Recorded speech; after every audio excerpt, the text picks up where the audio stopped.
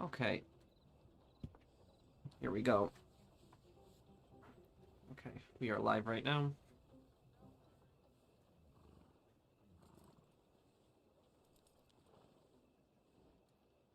Okay.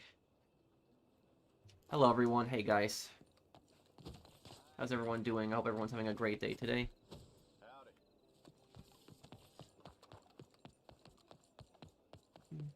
How's things? I'm doing good. How are you guys?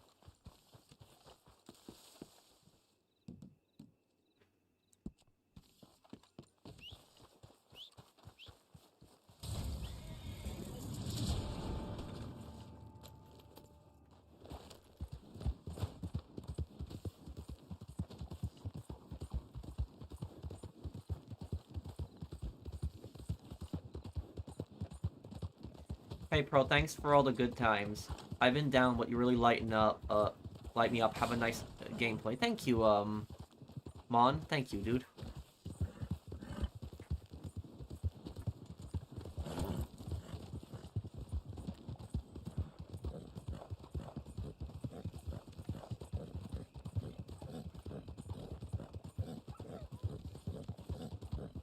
Thank you, Mitchell the Master. Thank you for sponsoring my channel. Thanks, man.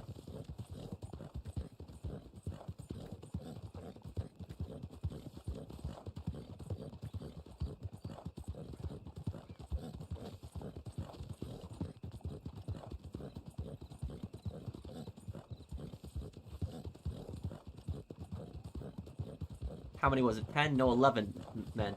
That's how you get to be called the Harwood Butcher. Yeah. Sonny says it. We can't repo assets from a dead man. That line sounds very familiar. Who says that one, Pierston? I'm calling the cops and it can't get better. There's another video called GTA 5 with the Chaos mod, but I can't break the law. I can't believe it either. You know, I want to make, like, one of those funny videos. I'm not really a guy that typically makes videos like that, but you know what I think I would do? If I was to make one of those funny GTA videos, right? I probably wouldn't do it on GTA 5, because GTA 5 is not my favorite GTA. I'd probably do it on GTA 4. But I probably would... What I probably would do is I would probably install the Tsunami mod. If anybody knows that one, where the giant waves just keep smashing into Liberty City. And I would probably make I'll probably make a video trying to go bowling with Roman during a tsunami. That's probably what I would make the video, something like that. I'm trying to go bowling, trying to dodge the waves while getting there.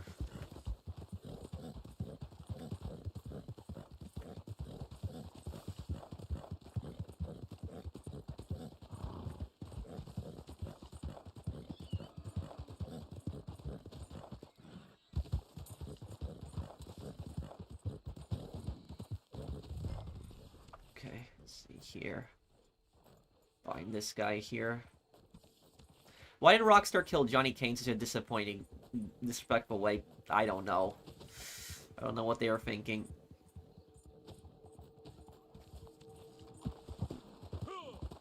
Hey, GB, how are you, dude?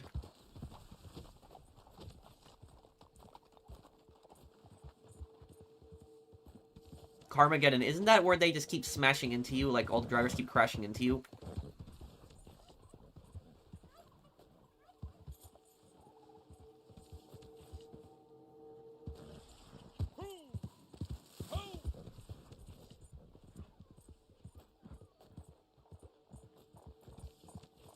Have I played God of War? No, I know the games, but I've never played them.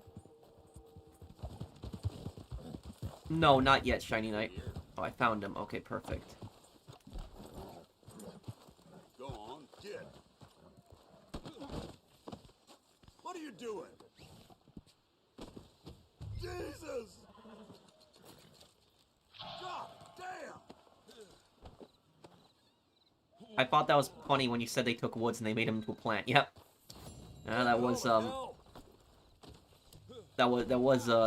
of the worst scenes in the game. What do you think possibly happened to the Lone Wanderer after Fallout 3? I also find it sad that Amada tells her to leave after helping. Lone Wanderer probably just wandered off somewhere else. That's probably what happened. They probably left DC and they probably went somewhere else.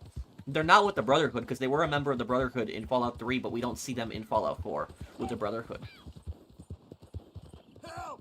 I think, you know, there's, if you notice, like, the final dialogue that you have with Sarah at the very end of Fallout 3, Sarah Lyons, it's seeming to suggest that she has romantic feelings for the Lone Wanderer. Like, it's not direct confirmation, but, like, the way she words it, seems like that. Scoundrel. And basically, what she died after Fallout 3, we know that. And what might have happened is the Lone Wanderer that might have depressed him, and he might have just, you know, wandered off and gone somewhere else. You know, especially after, you know, Maxon ends up taking over the Brotherhood and just makes it such a, you know, bad organization. That's what probably happened.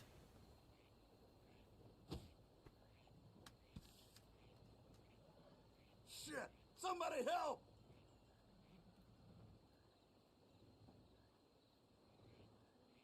What do you think possibly happened? Yeah, and that's, thank you, Matt Attack, for that sponsorship. Can I invite you to lobby? Sure, far I can.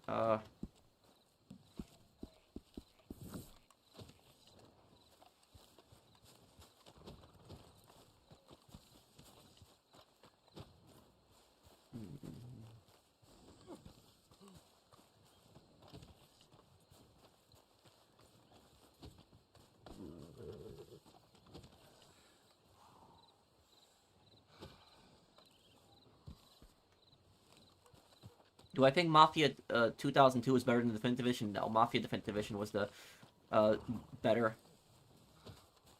You scoundrel. Oh, there was a few canceled Fallout games. Jackie Jr. got killed out of respect to his father. Man, that was one of the most annoying characters in The Sopranos.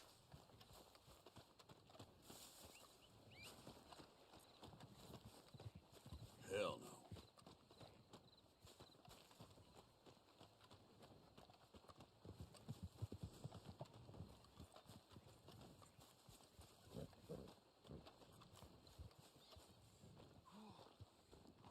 Get these damn ropes off. Well, Oh no, this isn't a new shirt. This is one I've had for some time, but thank you, dude, though. Downstairs. And this is yours.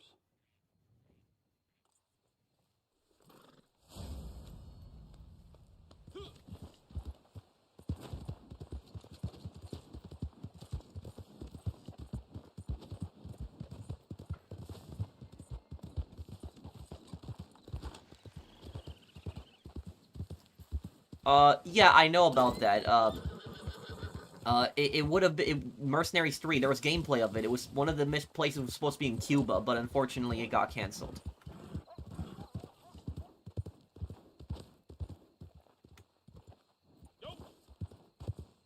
Franklin says that line at Lamar to repossess the bike for Simeon. Yeah, that is true.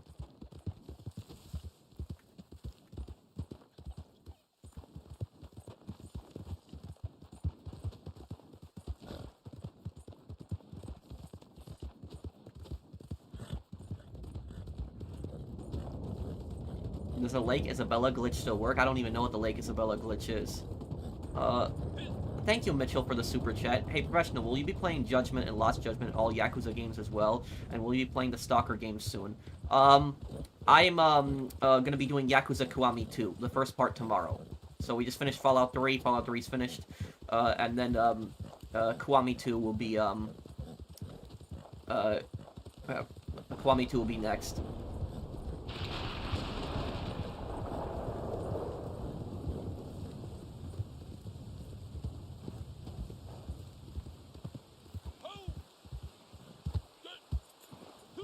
I will tell you what, my boy. You tell me exactly what you want, and I will very carefully explain to you why it cannot be. That Simeon says that line I remember. Simeon says that.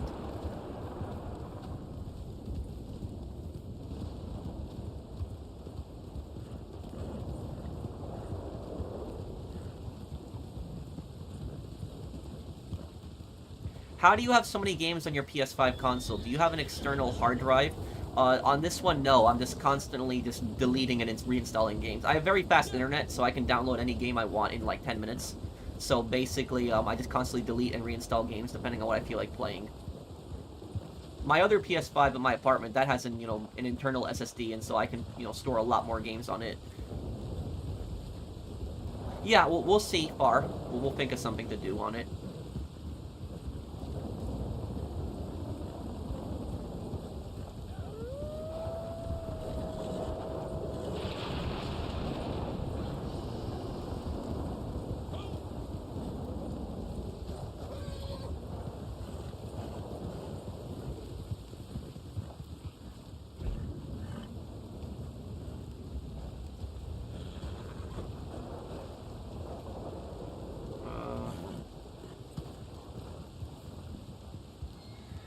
Head over there.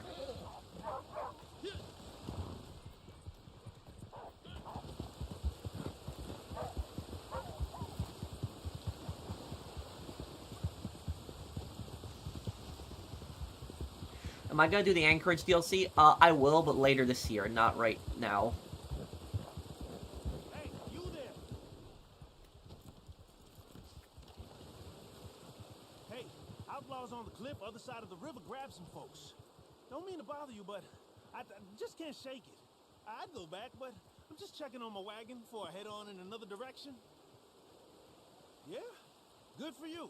They're over there on the far side of the river. I'd hightail it if I was you. I'm gonna go watch the stream. Wait, what do you mean? Recess Puffs? Thank you for the super chat. Favorite Fallout DLC I've played? Probably Nuka World in Fallout 4 is probably my favorite one. Probably that one I like the most. I like the... A lot of players hated that DLC because it was like an evil karma DLC. But I like that DLC because I like the idea of being able to run a big raider gang. You know, being like an evil character and just taking over the Commonwealth with raiders. I actually like that one.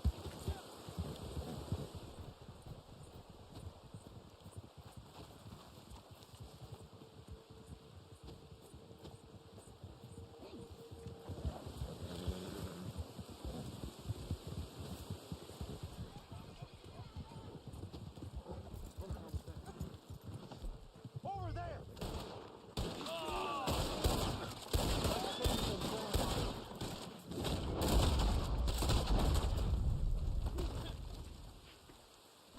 I'm in a private lobby right now, Pierston.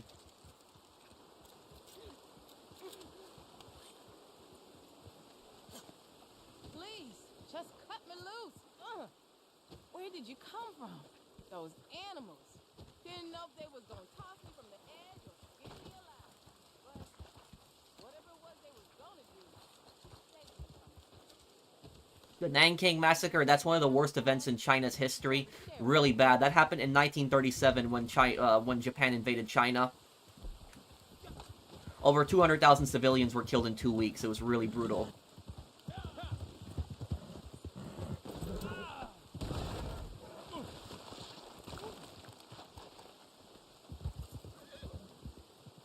I'll invite you, Pierston.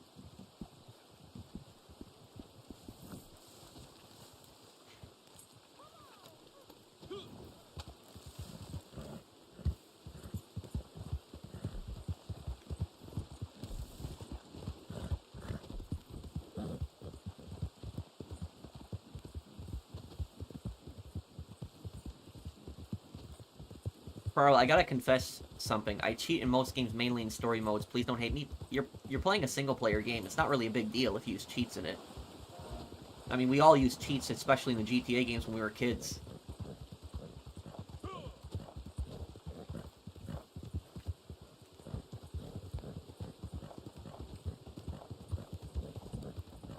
Have I played Mass Effect? No, I never have.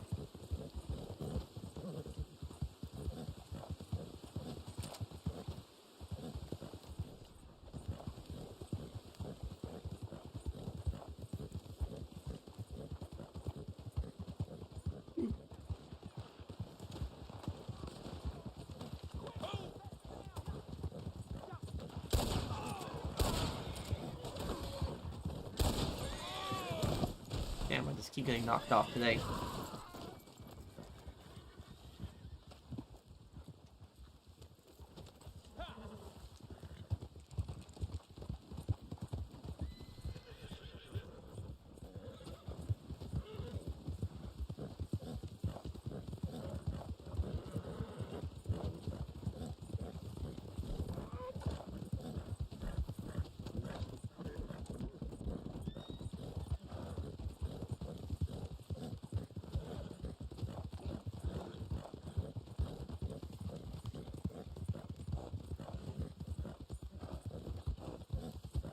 What about that Mario 64 cheating speedrun you watched?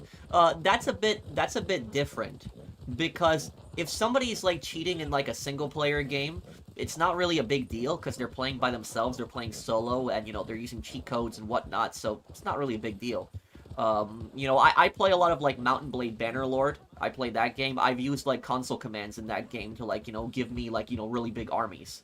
So that's there's nothing really harmful in that. It becomes harmful when you're, you know, when somebody's cheating in like games like, you know, multiplayer online games. But when it came to that Mario 64 video you're talking about, that is very dishonorable, because even though it's a single player game, it was somebody that was pretending to do a blind run of a speed run, blind run, but then they could actually still see. So the blind that they were using, they could see through it, and that was, you know, dishonest.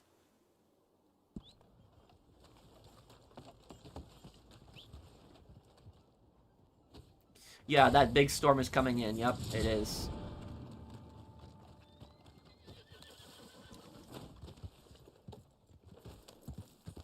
Is it getting cold for you outside? A little bit. It was warmer the other day. Thank you, Cube, for the super chat.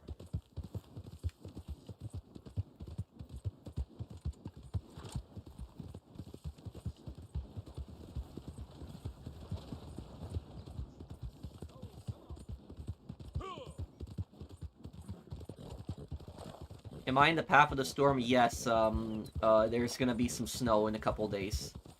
It's what day is it happening? Is it Monday or Tuesday, or it might be actually tomorrow? I gotta check again. When is it happening? It's gonna happen on the weekend, right? Yeah. So it's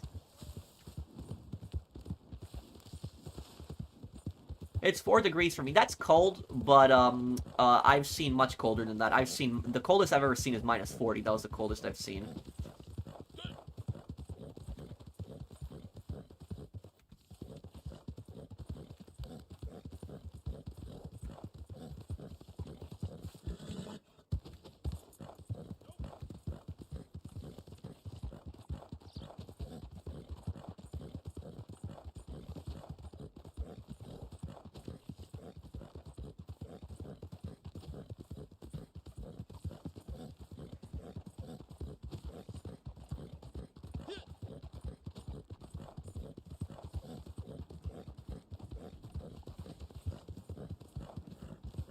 -35. Ooh, yeah, that's really rough. GTA Gar.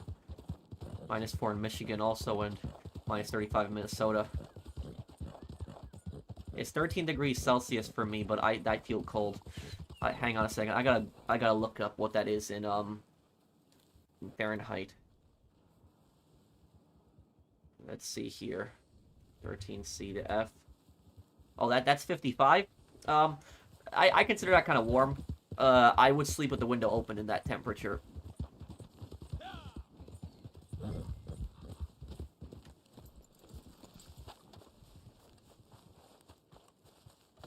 Have I been to the North Pole? No. I am gonna visit Alaska in May, which is gonna be the closest to the North Pole, but it's still not even the North Pole. No, and I'm visiting more southern Alaska.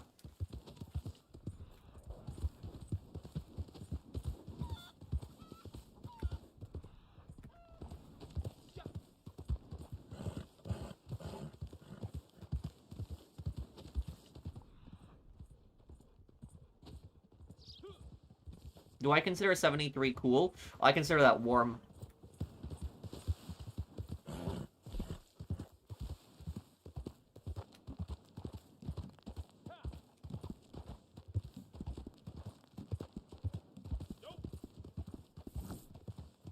What was the first ever bolt-action rifle, Pat? The Drace needle gun. It's a Prussian gun. It was a single-shot bolt-action gun used in the 1860s. I probably will, sure.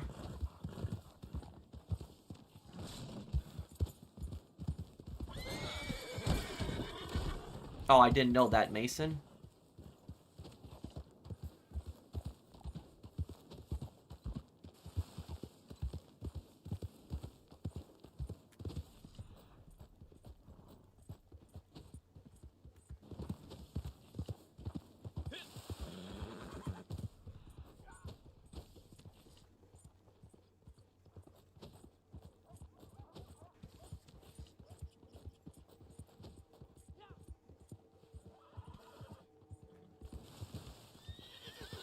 But thank you, Minion Dave.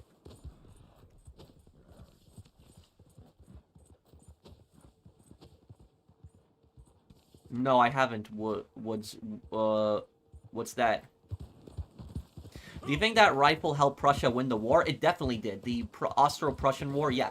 It definitely helped Prussia win. You know, the crazy thing about that war is the Austro-Prussian War is basically a war that shows you how modern tactics basically changed an old-fashioned war. So basically, the Austrians were using percussion cap muskets. That's what they were using. So muzzle loading muskets, and the Prussians had the Drace needle gun, which was a single shot bolt action rifle. And so imagine this: the Austrian soldiers would line up with their muskets and shoot at the Prussian soldiers. You know what the Prussian soldiers would do? They would go on the ground prone and fire their Drace needle gun, and then they would just reload it, open up the bolt, put another one in. They didn't have to get up, and they would just keep shooting. And you can imagine that was slaughter, absolute slaughter for the Austrians.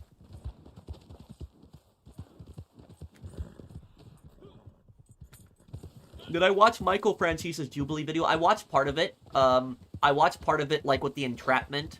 Now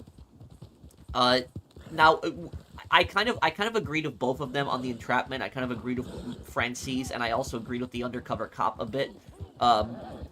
But Francese's argument was that undercover cops are pushing people to commit crimes that they normally wouldn't. But here's the thing is, entrapment can only be used as a defense in court. Courts have ruled this since the 1930s. Entrapment can only be used as a defense when the person has no history of crime or no record of crime whatsoever. So, like, for example, is if you have like a clean record, right? If you have like a clean record and you've never committed like a crime, and some undercover cop like, you know, walks up to you and is basically like pressuring you, saying like, oh hey, can you buy me some drugs? I really need some drugs. Can you buy me it? And you tell them no, and then they keep pressuring you, and can you buy me some drugs? And then you buy the drugs for them, and then afterwards you get arrested. You can use that as a defense in court, and the charges will get thrown out because the court would argue you never had a history of crime. You never, committed any crimes. That's why the entrapment defense would not have worked in Mafia 2. So you know how Henry was trying to basically pressure Vito and Joe to go into the heroin deal? He was basically setting up the whole thing up with the cops. That was because Henry was a government agent. That entrapment would not have worked for Vito and Joe because the courts would have basically ruled that, Vito spent, how much? Vito spent what, 6 years in federal prison. He's a known member of the Falcone family, and even though Joe has no prison history, you could corroborate from witness statements that he's a made man in the Falcone family, and so he has a history of committing crimes as well. So basically, is that entrapment defense would not work for like Joe and Vito. So what Michael Franchise was arguing that undercover cops are pressuring people to commit crimes that they normally wouldn't. It really depends on the situation. It depends if an undercover cop is pressuring somebody who's never committed a crime before, then yes, you can definitely make the argument that they are causing crimes. But if they basically are entrapping somebody that has a known criminal record, I wouldn't really say that is pressuring them to commit crimes because they would have been committing crimes either way. Because they have a known criminal record and they just jumped at that and did that. So it really depends on the situation. So both of them are correct in that argument. Both the cop and Franchise are right, but it really depends on the situation. But I will say though, do you know what the stupidest form of entrapment is?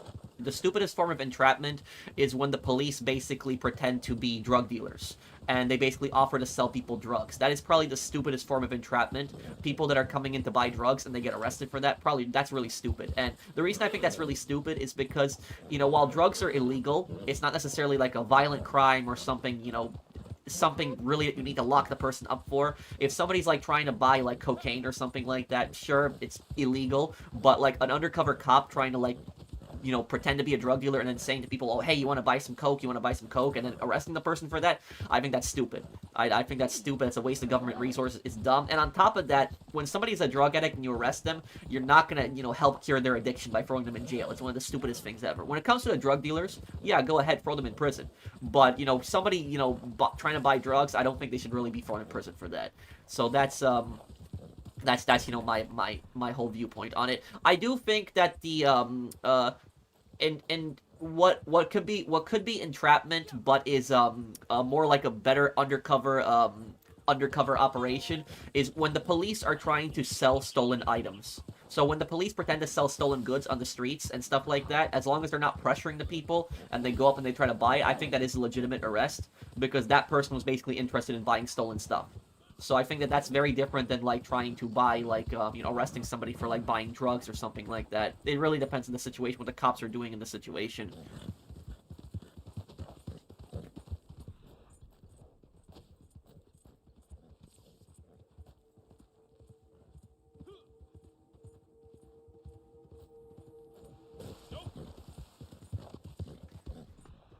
CN Tower in Toronto, what about it? The Gears of War games, I could play them one day. Can someone help me find this guy? I just hate searching the trails. I always just run around trying to find him, but it looks like it's taking me longer than normal to find this guy.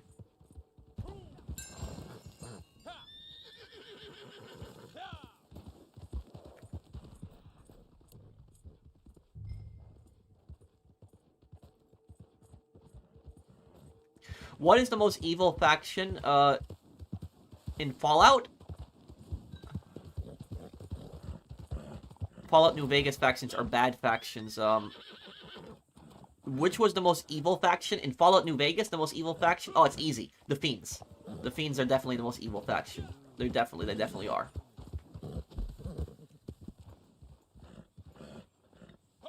Oh, okay, Minion Dave.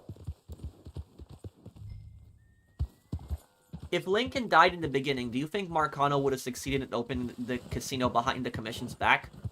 Well, Victor, yes, everything would have gone according to plan because Marcano pretty much ruled the city. But here's the thing is, Marcano wasn't really opening the casino behind the Commission's back. Because when you're doing something behind somebody's back, it's when you're doing something in secret. That's pretty much what that is. And the Commission was very well aware of the casino that he was building. They were very well aware of that. Now, the reason the Commission was pissed about the casino, but they couldn't actually do anything to him. The reason the Commission couldn't do anything to Marcano over the casino is because the casino is a legitimate investment. It's a legal business. And so it's something that he's building on his own. If Marcano was involved in some kind of illegal business, like selling drugs, something like that, some kind of scams, some kind of extortion, he has to give the Commission a cut, because the Commission is getting money based on illegal crimes. So that's why he was trying to go legitimate, so he didn't have to give the Commission any kind of cut. But if he opens up a casino, and he's making money from that, he really has no obligation to give the Commission any kind of cut. And that's why the Commission was pissed about the casino, but they really couldn't do anything about that. So the Commission's going to take a cut of all his illegal money, but they can't take a cut of his legal money.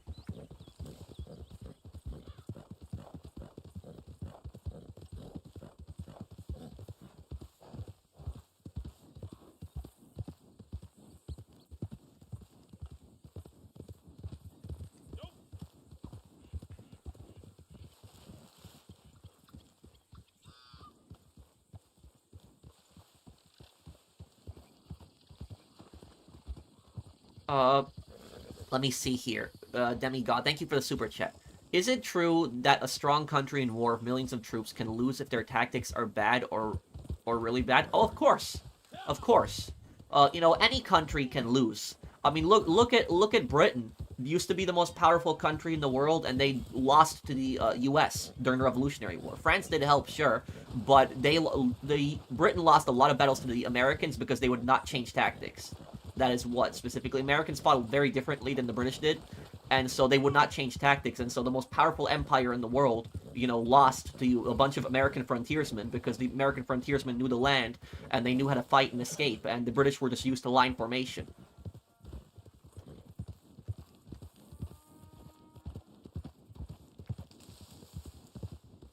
Found you, Kirio-chan. Oh, hey, hey, Anomalous, thank you for being a member of my channel for over 4 years, and tomorrow we're gonna do Yakuza Kiwami 2.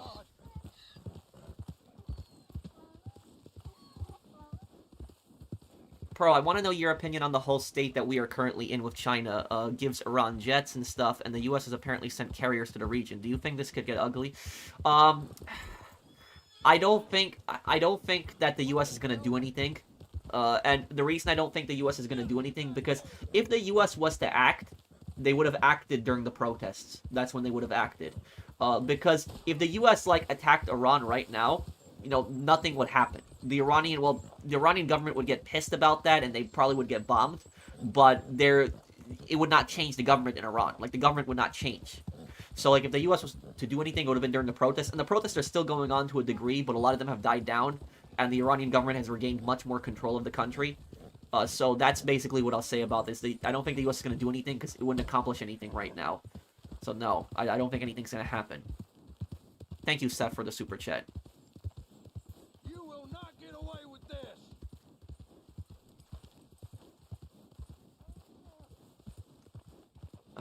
You have the best cosplay outfits. Thank you, dude. Which business is the best way to launder money besides a casino?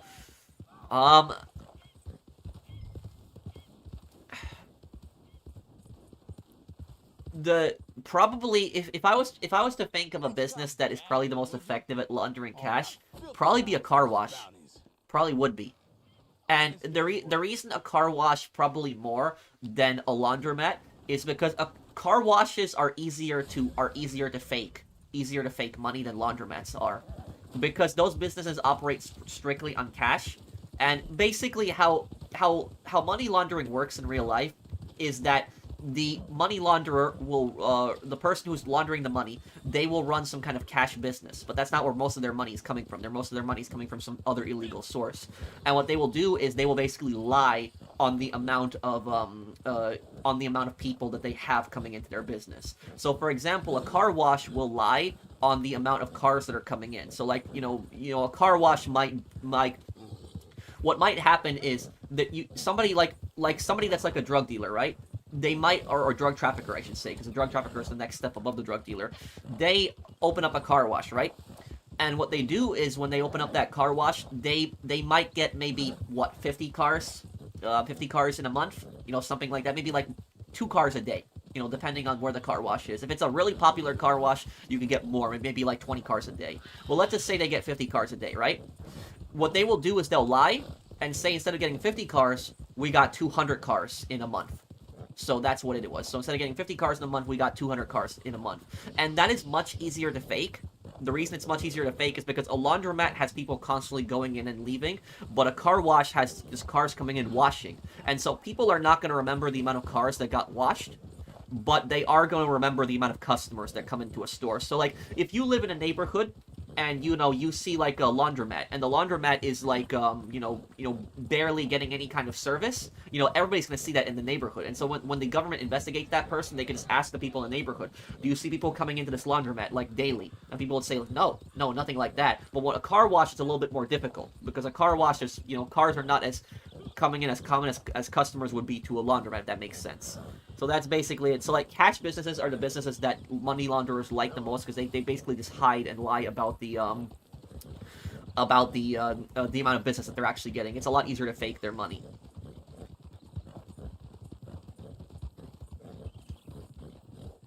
Or a boat yard or salvage yard or offshore accounts. Well, here's the thing is,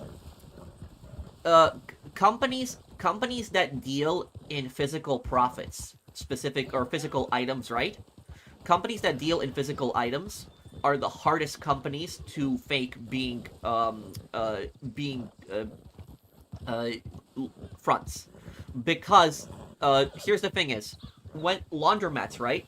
Laundromats, it's not based on a physical product that you buy, it's based on a service that you use. The same thing with car washes. So it's not like something you have in your hands, something that you buy. When it comes to other businesses, I'm just trying to think of something like mattress stores, for example. Like, people think that mattress stores are a front because, like, barely anyone goes into these stores and buys mattresses. But here's the thing is, most mattress stores are not actually fronts. They aren't.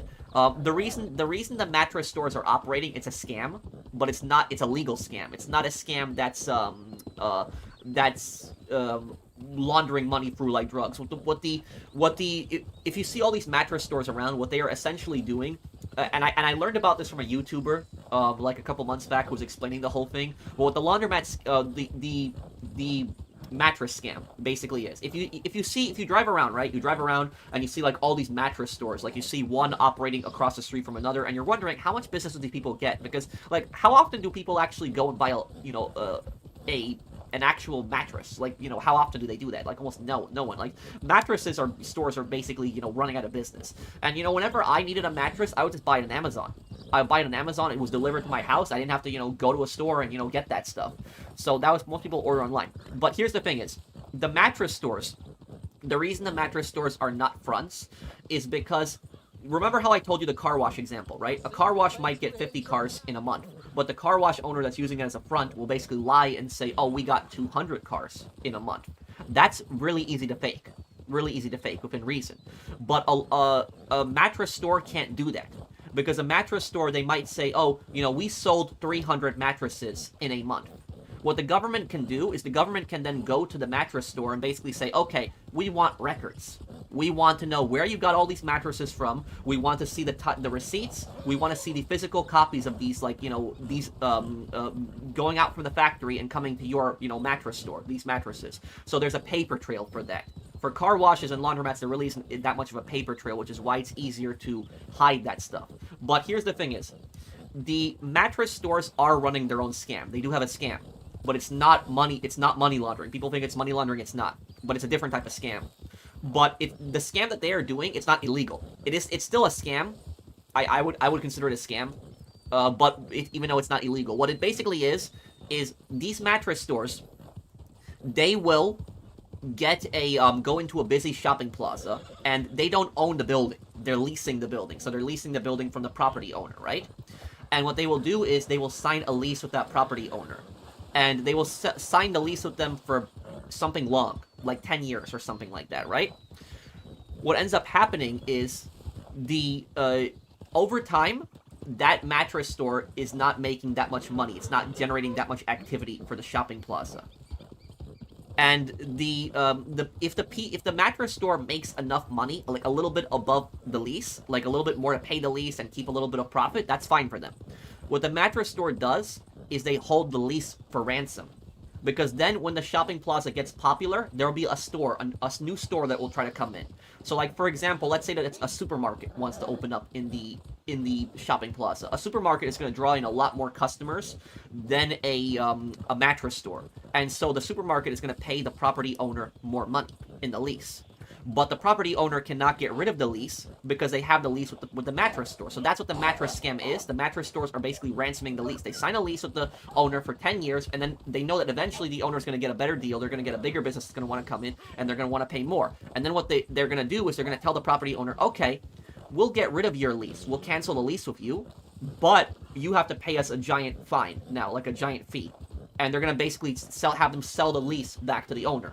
And then they're going to move out, and then they're basically going to go and, buy a lease in another shopping plaza and do the mattress scam again. That's essentially what it is. It's not illegal what they're doing, but they very much know that the owner is eventually going to want to rent out to another place. That's basically what they're doing. So if you're wondering why there's so many mattress stores, that is essentially what they're doing. It's a scam where they're basically holding the ransom for lease. Then they tell the owner, you can't do anything. And legally, the owner really can't do anything because he signed a lease for 10 years at the mattress store. So they're making money, but the owners think I can make more money with this store, and I don't want this mattress shop being here anymore. And so that's ultimately what it is. Is it alright if I add you as a friend on PSN? Sure, Harvey. What is your PSN? Did I see the Nuremberg film? No, I didn't. I know there's two. There's a new one of Russell Crowe. I hope that answered the question. I'm from London. I want to visit Las Vegas, but it's expensive. Any tips on how I can save money? Can I do stopovers or anything? Which hotels can I go? Las Vegas would probably be a cheaper city than London. Actually, Las Vegas is not that expensive as people think it is. I've been to Las Vegas 3 times now. And I can tell you from experience, it really depends on where you go in Las Vegas. Because most tourists want to go to the Strip. If you want to go to the Strip, I'm assuming you want to see the Strip. The Strip is the most expensive place. So Las Vegas is kind of a weird city because most places in Las Vegas are pretty affordable. It is. But the Strip is something different. The Strip is that place that is expensive. But all other parts of the city aren't as expensive. So here's what I would recommend you.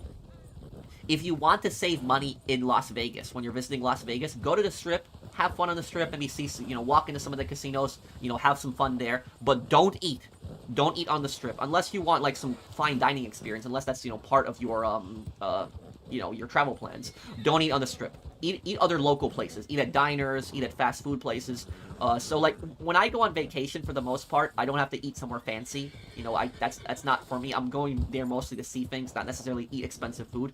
So for me, like when I went to Las Vegas in November, I went to Las Vegas for what, a week? I just ate, you know, fast food almost the entire time. I ate fast food, and then me and my friends, we went to a sushi restaurant. It was like all you can eat, but it was like a local place. It was very affordable.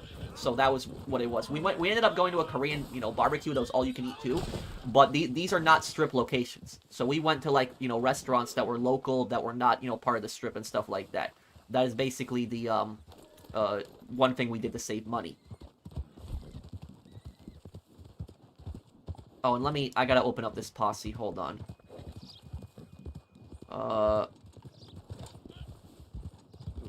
Camp and posses. Wait. Large camp.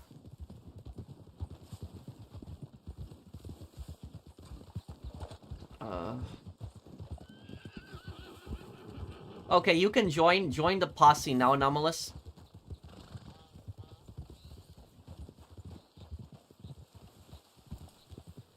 And also, Extreme, another thing that I'll tell you about the, your Las Vegas trip, right? Whatever you do, don't cheapen out on your hotel. I'm gonna tell you that. Don't do that, dude. I'm not saying that you have to stay at the most expensive place ever, but don't cheapen out on your hotel stay. Because I will tell you something. If you stay at a bad hotel, and I'm telling you this from experience, if you stay at a bad hotel, that is gonna ruin a huge part of your trip. It is gonna ruin it. And the reason it's gonna ruin it is because you might have fun the entire day, but then at the end of the day you realize, oh, I gotta go back to my crappy hotel. That's basically, and that'll basically get you in a down mood. So that's what I'll say is make sure it's you know, you don't have to go to some crazy luxurious place, but make sure it's a decent hotel. That's it. You want to relax. You want to really enjoy yourself. That's what I'll say about it. And because in 2024, and I'm sure you guys have seen it, I made a video. This is the worst hotel I've ever stayed at. I went to the Oyo Hotel and Casino, and I felt tricked. I felt scammed, because when I looked up that hotel on Priceline, because I was in charge of finding the hotel, because it was me and my friend that were going to Las Vegas, and I was in charge of finding the hotel, and I felt responsible because I went on Priceline, and one of my other friends, my third friend, he was staying at the Excalibur, which was across the street, but the Excalibur was like 2 times more expensive than the Oyo. And it was like really close by. And I looked at the Oyo. The Oyo was the first result that came up. It was literally at the top of the page, the first result that came up. And I looked at the pictures. The pictures of the rooms are very different. They look nothing like what the rooms are actually like. So I felt scammed. I felt like it was false advertising. And it was my fault because I saw the price. I was like, oh, it's a really good price. And I did not bother to research the casino more, the hotel, and it was a very bad experience. The rooms were filthy. The buttons on the remote control was chewed up. The air conditioner was broken. The bathroom was just really dirty. It was just not a pleasant experience. Fire alarms were going off in the hotel, waking me up at 1 o'clock in the morning. You had there were a bunch of garbage in the hotel hallways, disgusting. And I saw the same piece of garbage was in the rooms in the hallways for 3 days. It was not my garbage, it was somebody other person's garbage. They left it in the hallway, did not even use the proper trash can, and it was there for 3 days. And that shows me that how filthy the hotel is. Because if you have a piece of garbage that's in the hallways for 3 days, what that tells me is the staff is not walking through the hallways to check. They're not making like a routine check to make sure that the hallways are clean, that there's nothing blocking them. That's basically what that's telling me. And the elevators were broken. I had to take the staff elevator, and then the other times the elevators were all broken, I had to keep walking it up down the stairs.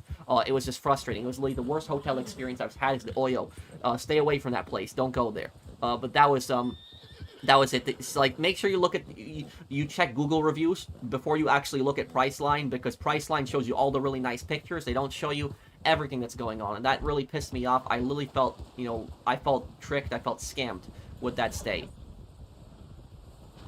If anybody wants to see this horrible hotel I was telling you about, I uploaded a video showing how dirty the hotel was. Just look up the video, this is the worst hotel I stayed at, and you'll see it on my channel. It was like a year ago, but it was me ranting about the hotel and getting pissed. And there was like one part in the video, it was kind of a funny part, where I recorded it, where I was in the hallway with a bunch of people, and we were all waiting for the elevator to come, and the elevator broke while we were waiting for the elevator, and everybody was just raging, getting pissed in the hallway that the elevator broke again. So that was like, at least I got a video out of it, but it was not an experience I would want to repeat. I imagine Jason in GTA 6 will have drug fronts. Well, Jason is not really the guy that's gonna be running that. That's gonna be Brian Heater. Brian Heater is his boss. He's the guy who's gonna be running things. But Jason is gonna be working for him. Thank you, AMRM.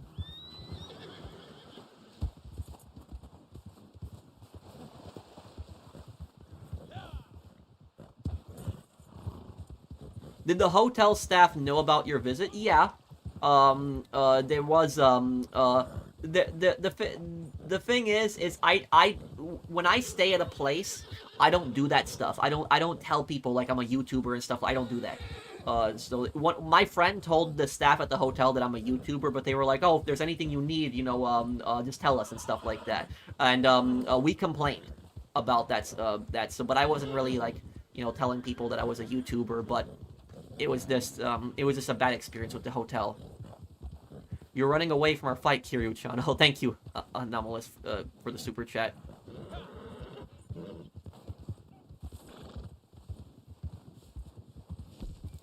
Anomalous, you can join the posse. We're gonna start a mission now. The posse is gonna be It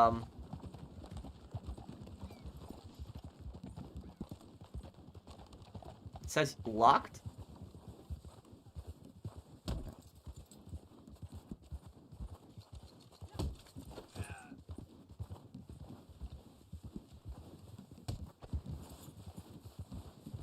Why is the posse at 4?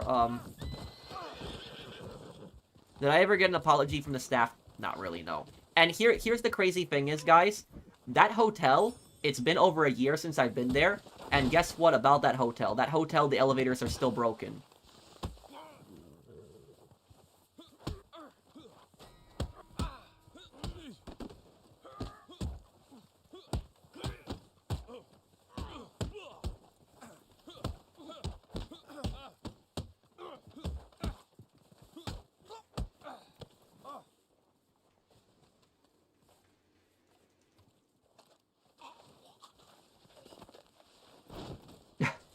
Forgot about that. That's you can strangle somebody in Red Dead Online. People didn't know that. That was my friend. We were just messing around, by the way. He's not a griefer.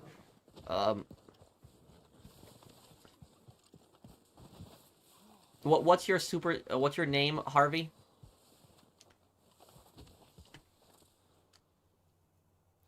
What location would you want to see in The Division 3? And have you considered streaming the survival mode? The DLC is still one of the best modes ever. What's the survival mode like? Thank you, Ghost Studio Comics. Thanks for the super chat.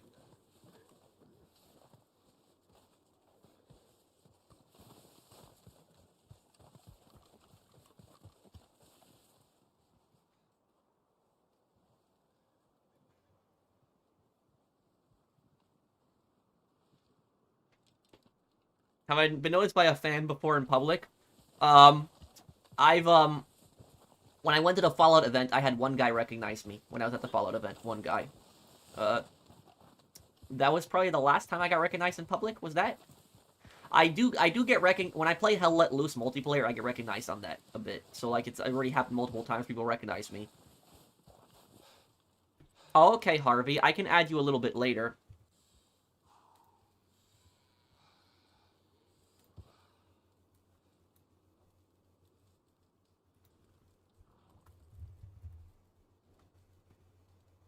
Thank you, Seth, for the super chat.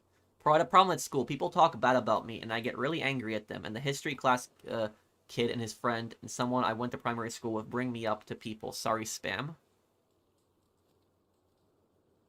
Don't show them any kind of reaction, because if you show them a reaction, they're gonna keep bothering you. It's best to just ignore these people. Hey, good work on that thing, okay? You ever notice how I deal with, you know, griefers harassing me? I just don't even acknowledge them. I don't even really talk about them. And they just get really mad about that. It's so goddamn cold in here. I can't stand it. Carajo. I ought to start drinking. No, I don't think I Before have get Wilted drunk, Harp. Okay. Here's the job for you. How many times have I been Some fool recognized? been paying Flaco his piece. And that ain't a smart thing to do. No. They're over at Coulter. how many times been recognized in public in total? God. Maybe like 4 times, 4 or 5 times. Quick. And stay warm.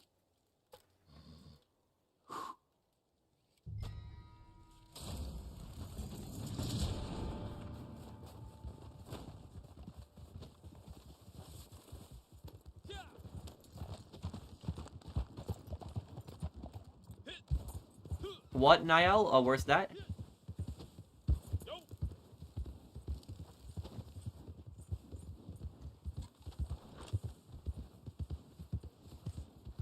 It really depends on the situation, Mournful. If they are like if they listen, if they're like physically bullying you and stuff like that, then at that point is you gotta, you know, tell someone. You gotta tell a teacher and stuff like that. But if they're just annoying you and stuff like that, what I would do is I would just ignore them. Because it's if you just keep responding to them and giving them angry reactions, they are going to see that that's pissing you off and they're gonna keep doing it.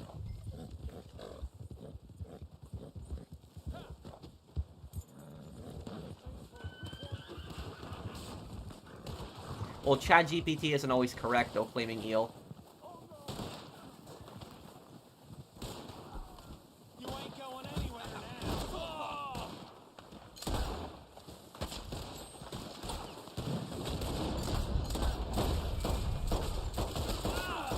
How did I miss that?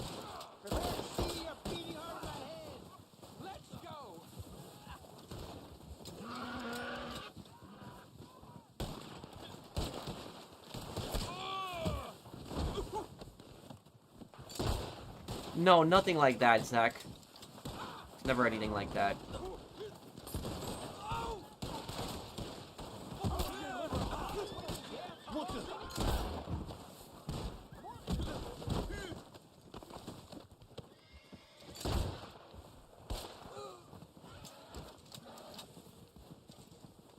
You always check Google reviews before I look at hotels, but the thing about Google reviews is that they don't always tell the whole story about how crap a hotel really is. Yeah, that is true.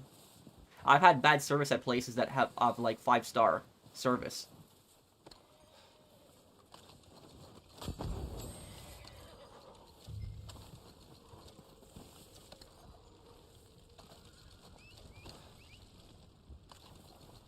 There was a company that I had there was a company that I dealt with once that had like 5 stars, but it was a really terrible, really terrible experience.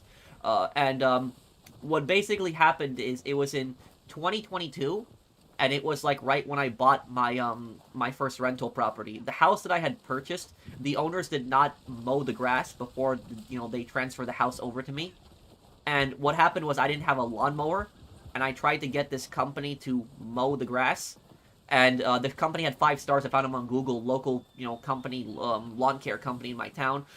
There was no negative reviews, not really any complaints about the company. And I told the company, like, you know, I need someone to cut this grass. It's getting kind of long and stuff like that. And they told me is like, oh, you're going to have to wait like a week and a half because we got like a lot of jobs and stuff like that. And I said, okay, I'll wait a week and a half, but you're going to come? And they're like, yeah.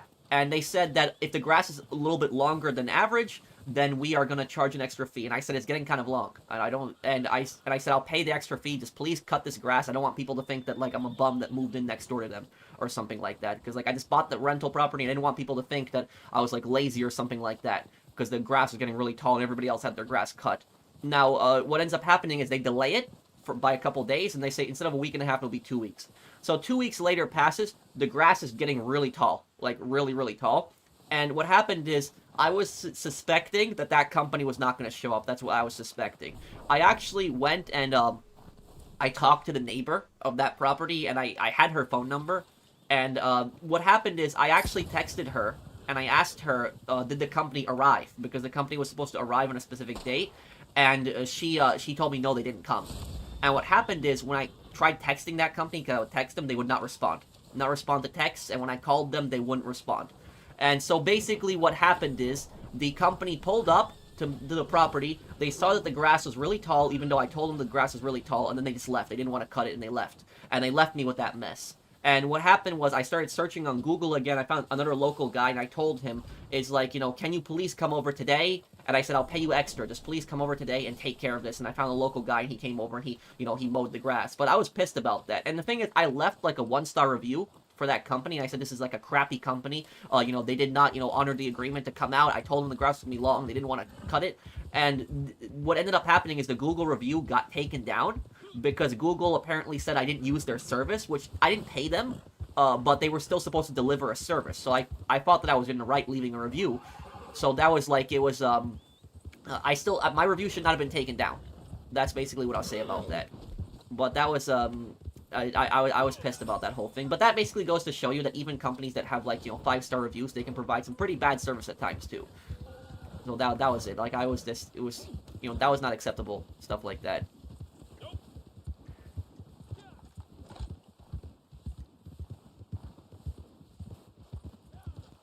I love fighting you. You better be ready for our next fight if you want to bring your Dragon of Valentine power back. See ya.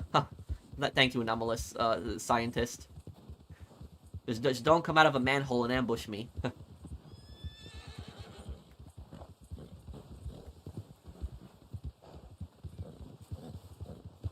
I finished Days Gone a couple weeks ago, and it's so frustrating that Days Gone 2 got canceled for Last of Us Part 2 Remastered. It's not necessarily that it got canceled for that, but just Sony just did not think that there would be enough money in a sequel, and so that they kind of pressured that.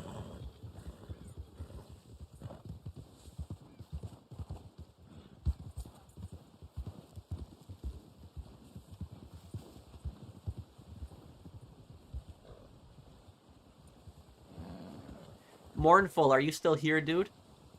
Well, it really depends on what they're doing specifically. Melted. I understand your point of view, but like you know, confronting them is not always the right thing to do. It depends on the situation. If there is a bully that is physically, like, abusing you and stuff like that, you gotta tell a teacher. But if it's, like, some kids that are just, you know, constantly being rude to you, you know, annoying you and stuff like that, it's best to just ignore them. Because if you show them any kind of, like, reaction that you're getting pissed, they're gonna keep annoying you.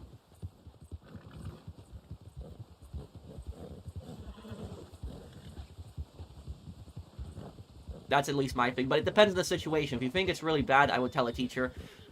There's no shame in that, by the way.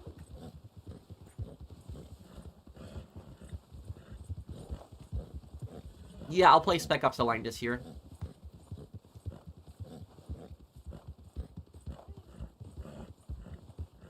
I don't understand the hype of GTA 6 at this point. I feel like Red Dead Redemption 3 would be more of a success. As for Bully, I see it more as one of those games where they make it into TV shows. Bully is a TV show. That'll be a very interesting one, definitely.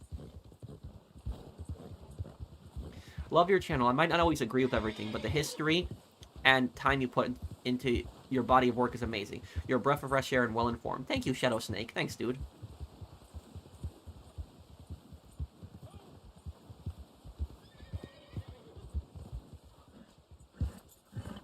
Well, I hope that you can deal with it, and they stop, you know, they stop bothering you more. Well, you know, no one should have to go through that. Can you invite me? Are you online right now, Demigod? Oh, you are. Okay.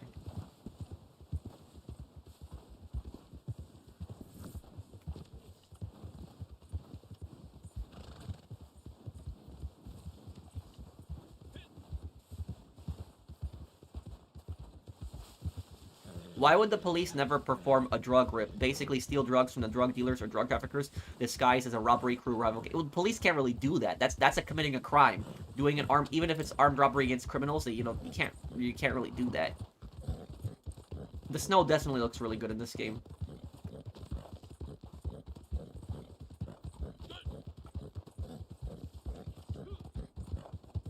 Yeah, I've played the Far Cry games before. I haven't played all of them, but I've played a lot of them.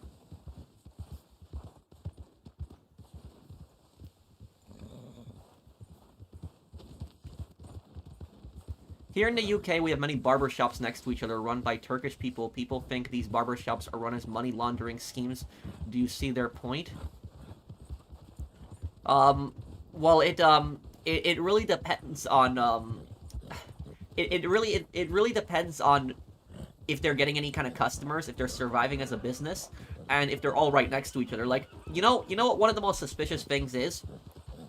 One of the most suspicious things is when you have multiple of the same businesses right next to each other and they're not getting any business. That is one of the most suspicious things. So if you have like a bunch of barber shops and they're all right next to each other and they're not making any business, that's very suspicious for money laundering.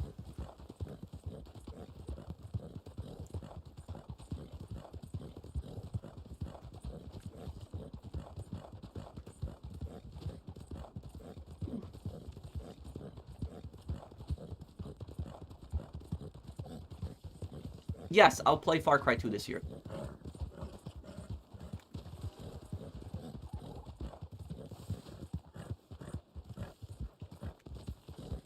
Minus 55 this weekend. Wow, that's gonna be really cold. No, I've never been to the UK.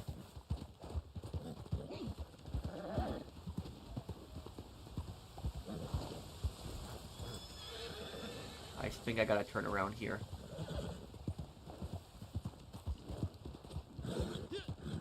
Yeah, the fortune teller businesses. You know the thing is I was always thinking about going to one of those fortune tellers just to see what they would say, just curious.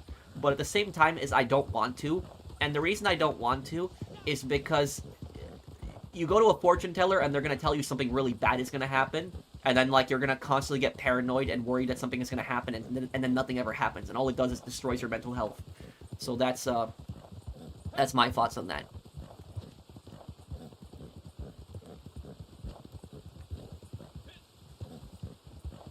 Which sequel is worse, Black Ops 7 or Last of Us Part 2?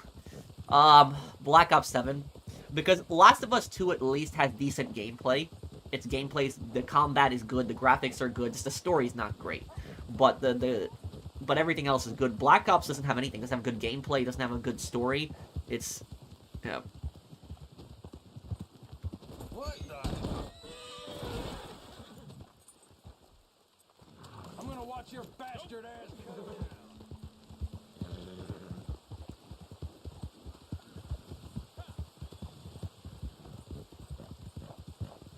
Yes, Seth, I could do those. When is that new Knights of the Old Republic game coming out?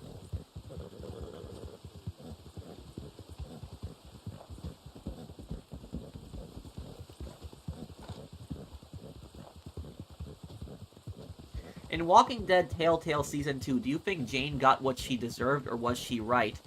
Are you talking about that really, like, selfish girl with the short hair? Is that who you're talking about? Because I remember I beat that game, like, a long time ago.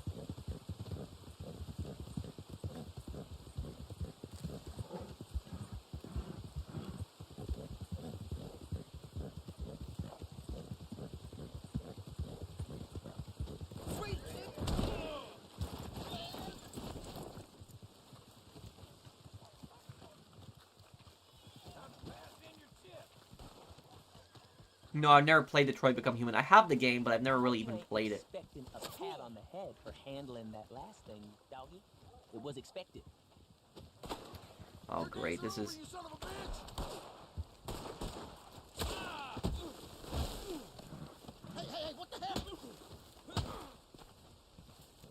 I like how he's like, what the hell, when you literally chased me and shot at me. Jane was really annoying. I thought Kenny was kind of losing it, but Kenny was also right. I thought Kenny was more right than her. You think I'm mean, don't you?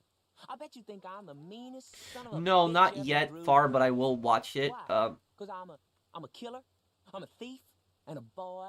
But I'm not nearly the meanest. No way. I'll only kill someone if they deserve it. And I'll kill them quick, out of the goodness of my own heart. Skinner Brothers ain't like that. Keep that in mind when you're stealing their boats from me, from up at Bonkus Bridge there. I might be mean, okay, but I ain't a damn loon.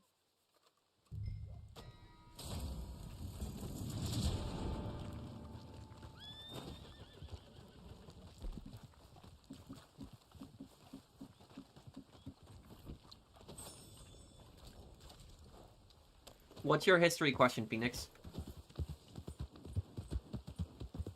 She's the one who hides the baby AJ in the car, and that Kenny be mad at it.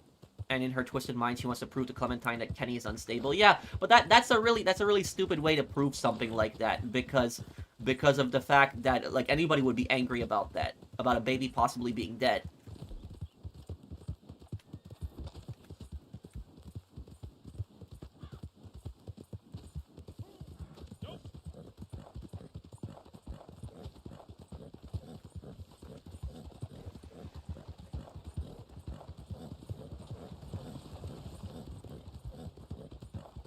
Have you guys ever watched those, you guys ever watched those playthroughs of The Walking Dead Season 1? It's like playthrough being nice to Larry. Like, I've watched videos like that before, like trying to be nice to Larry. and like agreeing with Larry, and it's like such a painful playthrough to watch because Larry's such a scumbag. So it's so painful being nice to him in the game.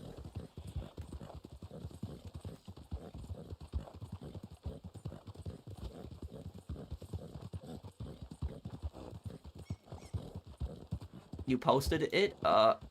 Wait, what? What, Phoenix? Did I know that Mexico got radiation poisoning after Chernobyl? Ireland sold the milk that got people sick. That I did not know.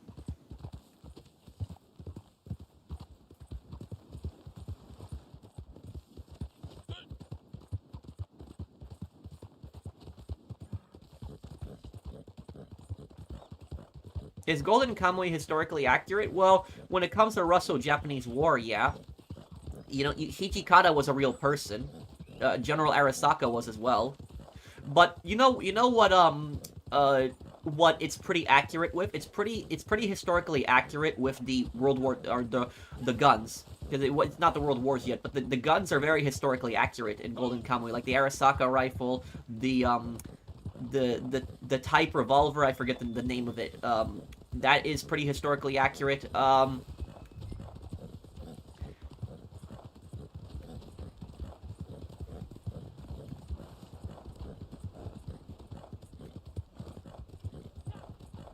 Yeah. They also did a lot of research into the Ainu people. The Ainu people, they did a lot of research into them.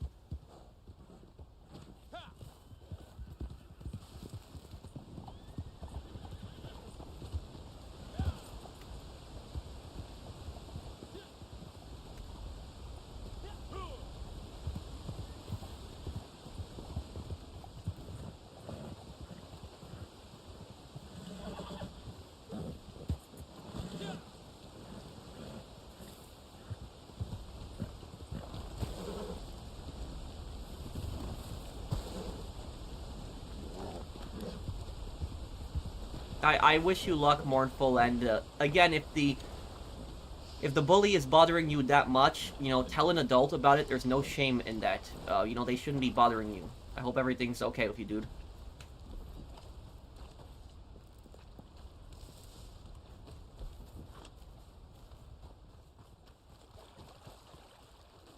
Everyone's already dead over here? Okay.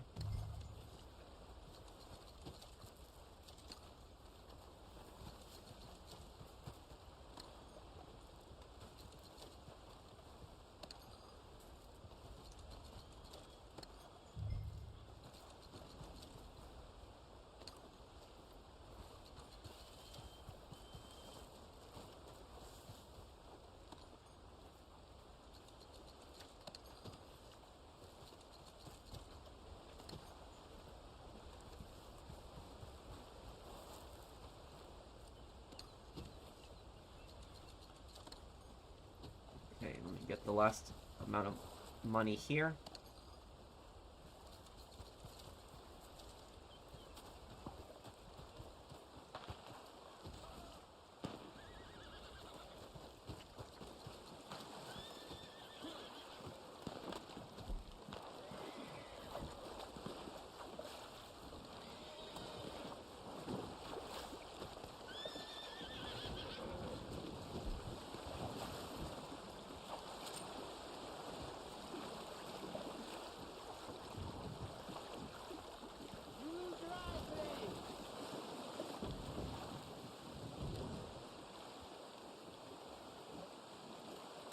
Tomorrow, Adrian.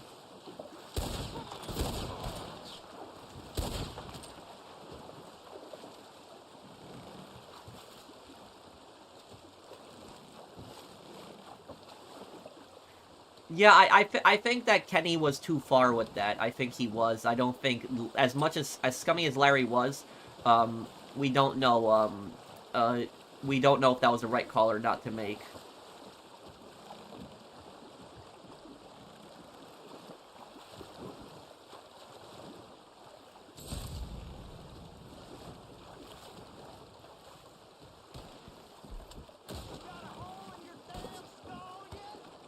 Damn, I should have sat in the front.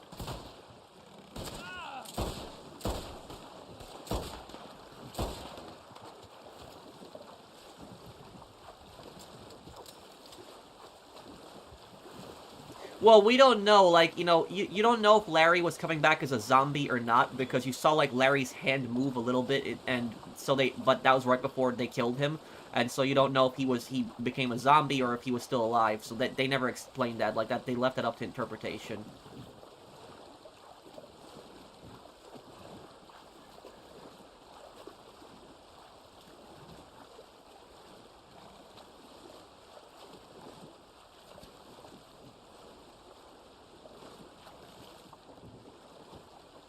What did you think of the American mom grabbing the Italian pickpocket by the hair?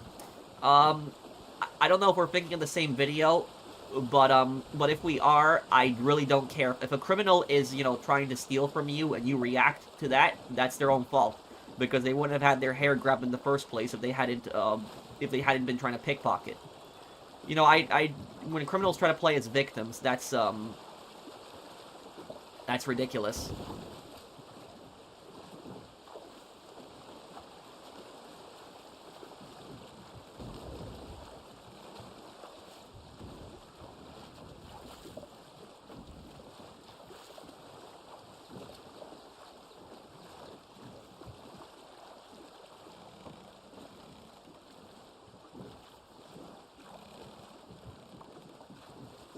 I saw a video recently, it was like a short.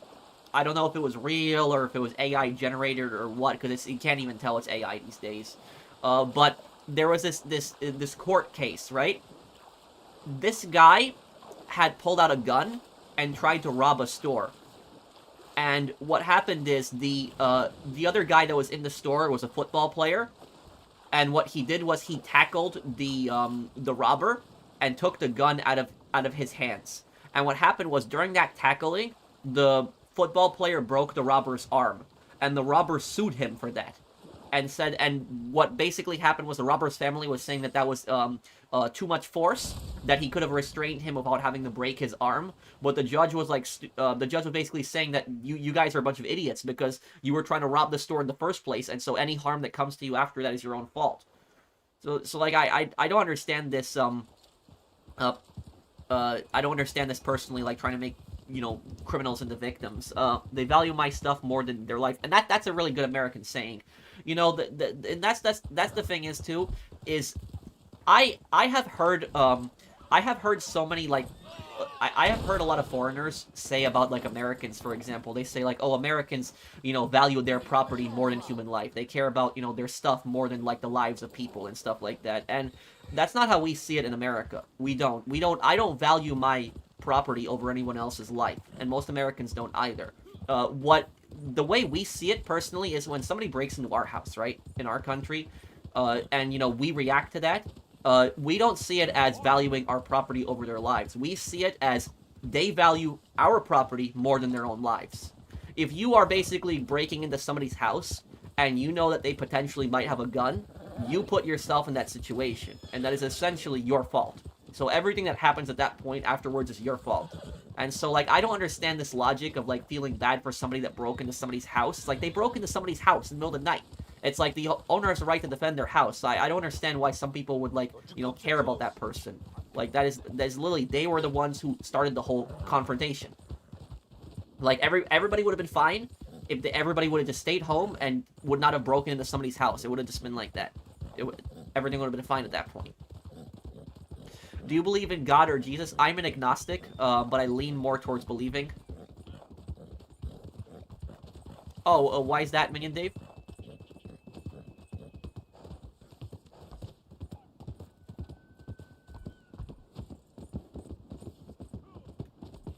And also, the thing is, this is, the people that always say, like, for example, like, Americans value property more than human life, what I would say to those people is, if that person gets robbed, and they follow your advice, and they flee, and their whole house gets burglarized, are you gonna pay for all their stuff that they got stolen?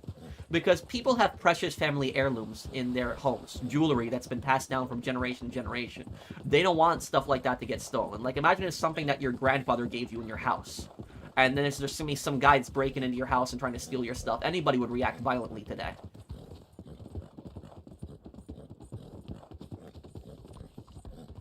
Pro, if you were in a video game or a movie, I'd rather play a hero or a villain. It depends on the type of movie. But I would prefer playing an anti-hero. That's personally what I would prefer playing.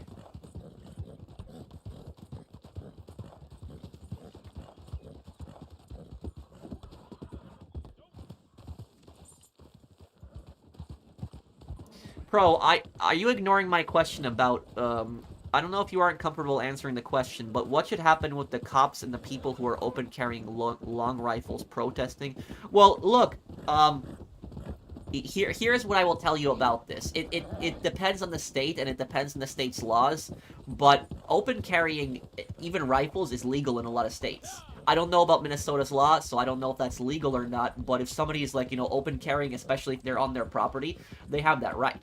So that's, you know, that's part of the Constitution, that's part of their rights.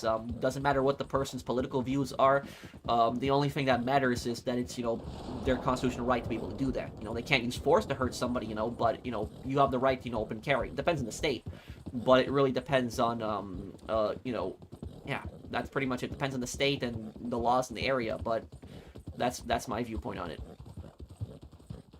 Open carrying rifles is illegal in the state. The cops are not arresting them. Okay, so I didn't know that. So if open carrying, you know, rifles is illegal and he was doing it, then yes, the cops would have the grounds to arrest the person. But, you know, if the law says that you can open carry a rifle, and it's and especially if they're on their property, you know, the police can't really do anything like that. Open carry is legal in Minnesota. Well, now I'm hearing two different things. Now I'm hearing that it's not legal, and then I'm hearing that it's illegal. So I don't know at this point. But that's basically what I'll say about that. Is it really depends on the state. It really depends on the laws, and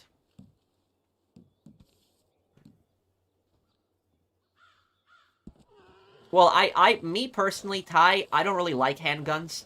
I've never been much of a handgun guy. I know they're great for self-defense, but that's it. That's it. I guess I've just never been into handguns. I've always liked rifles much more than handguns, personally.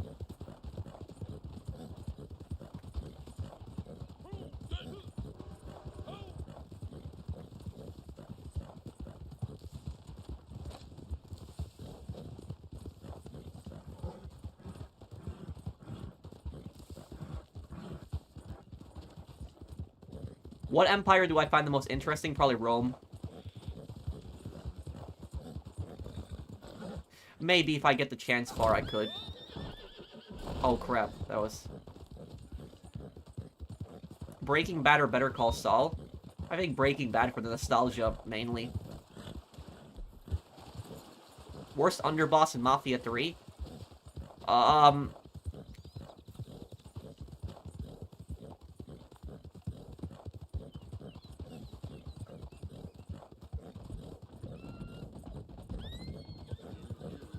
Maybe Lou?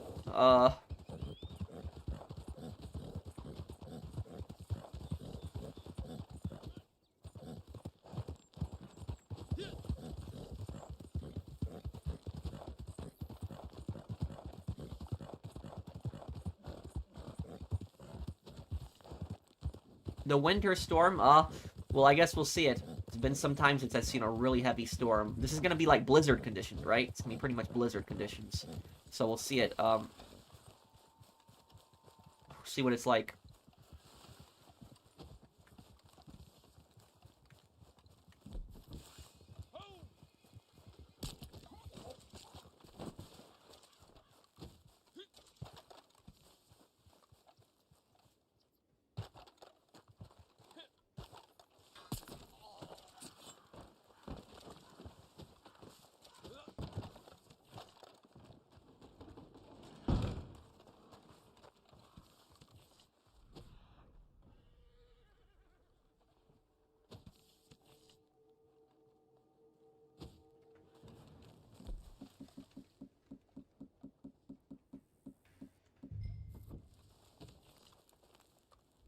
Get the hell out of there right now.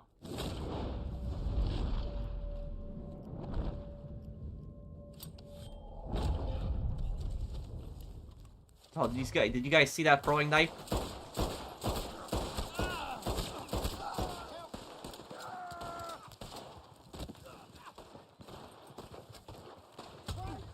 No, I don't have a true crime costume, but when I do a playthrough of it, I'll figure something out. We'll do a true crime, cosplay.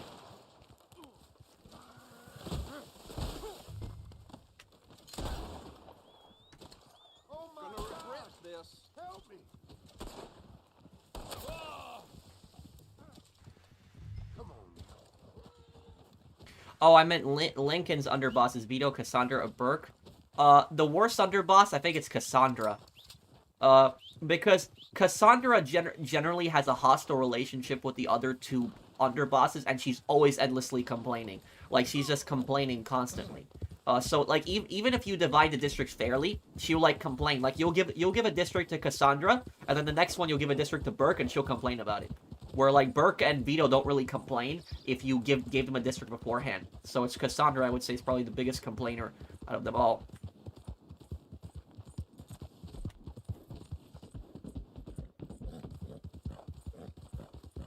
Okay, Phoenix, I'll see you, dude.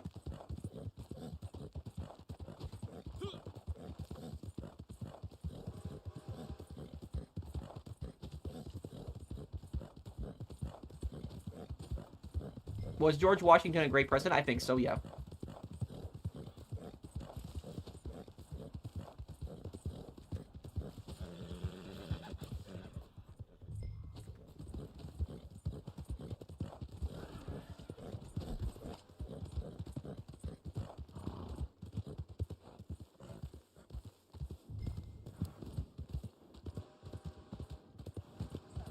Well, yeah, I think that Kenny was more right in that situation, Johnny. But I'll play through the Walking Dead games one day, and I'll give my thoughts on that.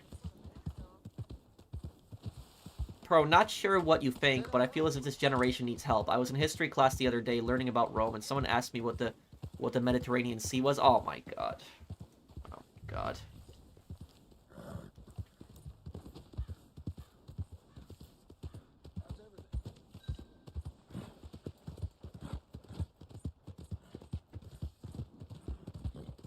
You know, I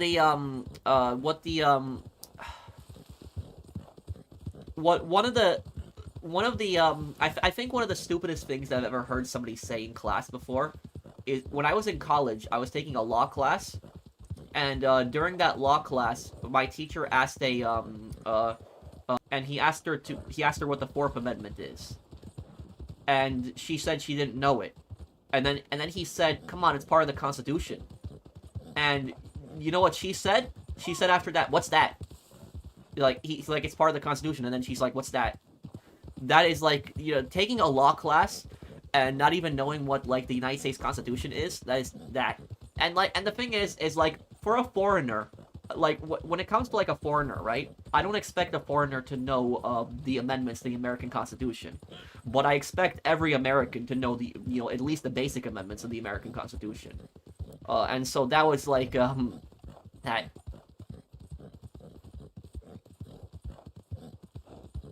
But I don't know how you can be in a law class and not even know what the, what the Constitution is. That's,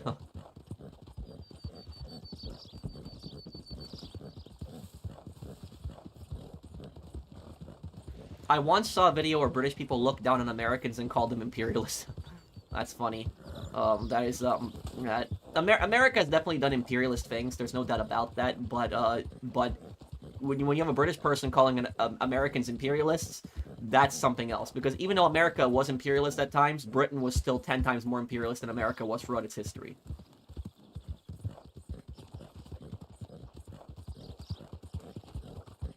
Isn't this game dead? It depends how you see it. If you're asking about content, are they making more content for this game? No, this game's finished, no more content. If you're asking about,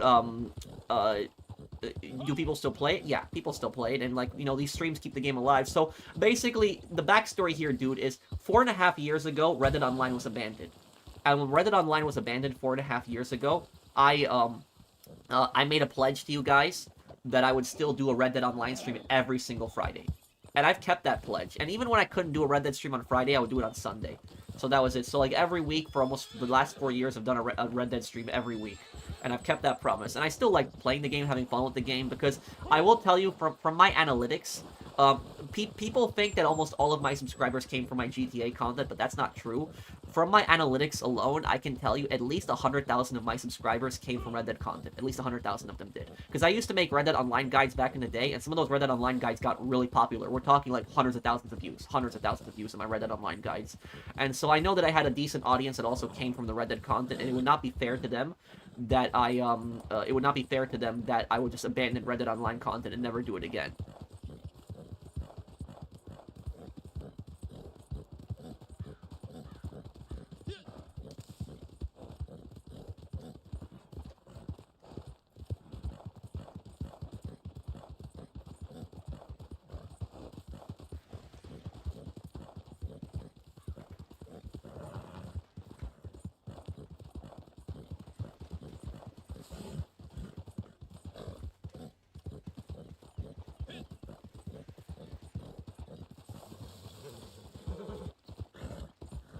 Didn't George Washington want to outlaw slavery, but didn't because he thought it would tear the nation apart? Asking out of curiosity. Kind of true.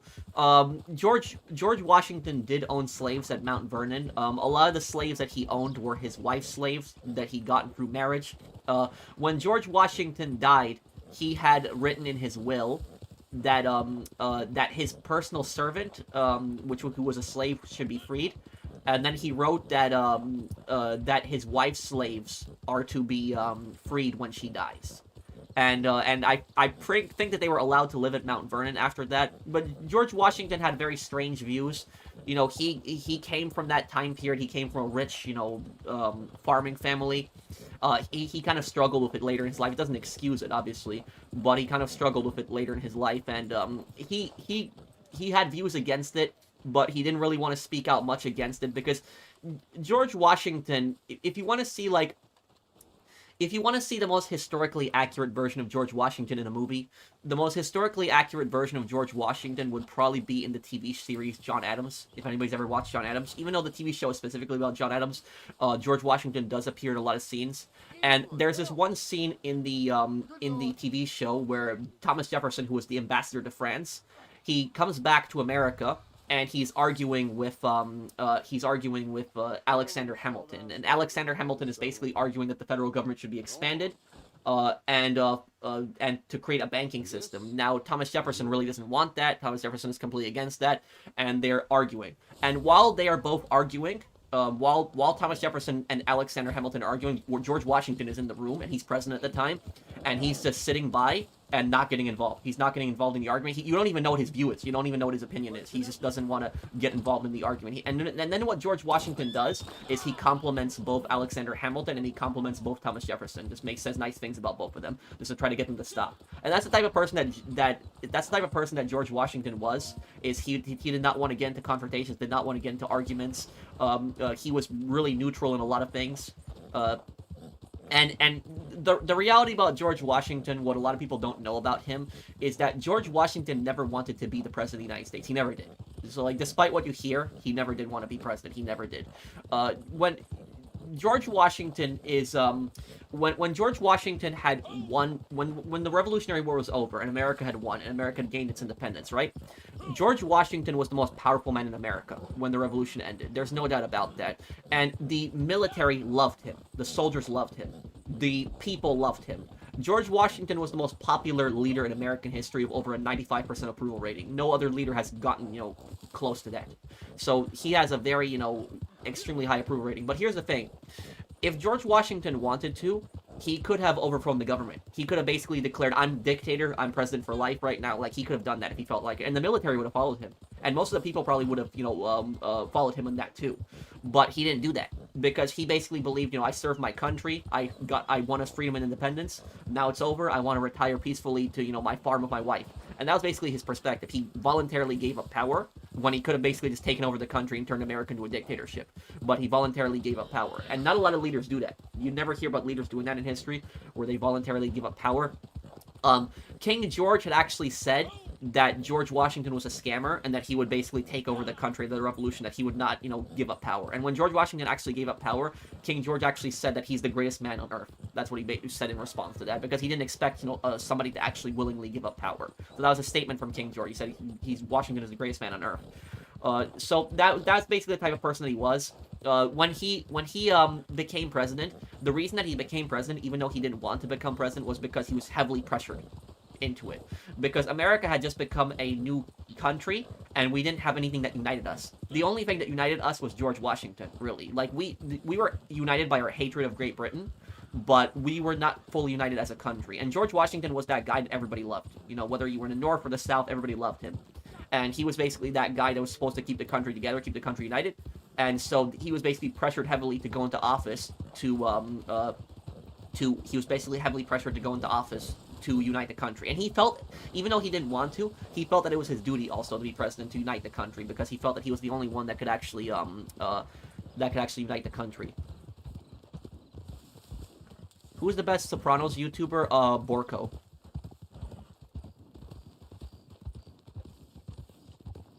Thank you, Daniel Rodriguez. What if Michael Jackson voices Sonic, given he's a fan of the series? I didn't even know that Michael Jackson liked Sonic, but, I'll be, I don't know,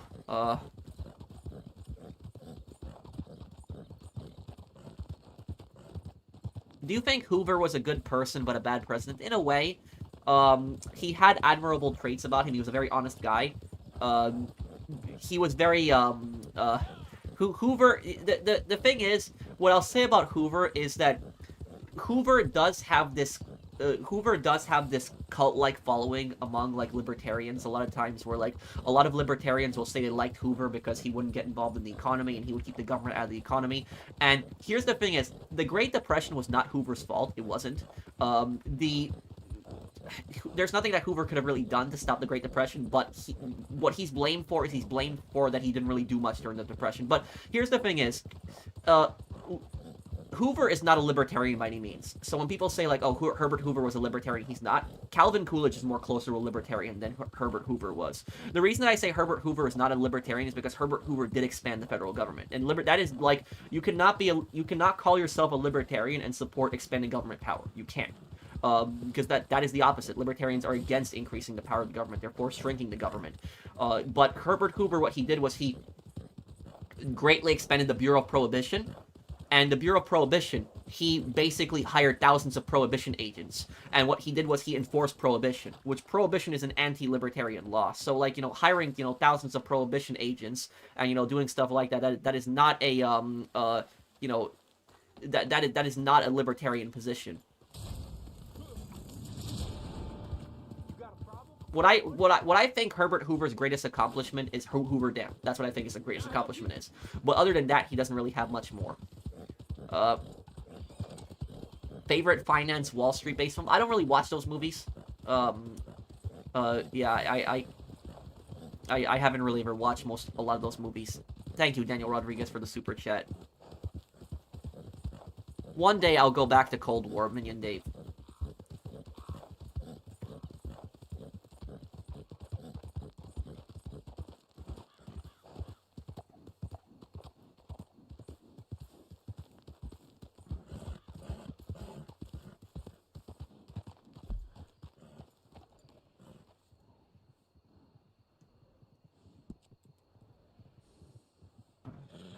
Great, how do I get over there now? Okay. Can you explain the ending to The Sopranos? Yes, The Sopranos is, The Sopranos is, ending is highly suggested that Tony died. Because I remember there's a scene where Bobby tells him that, like, when you die, it's just black, you don't see it coming. And, that was, like, highly foreshadowing what happened to Tony.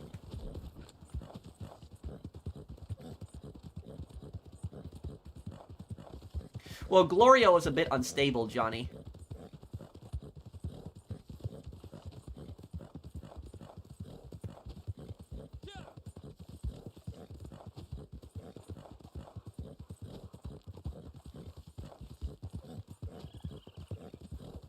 Okay, Brandon.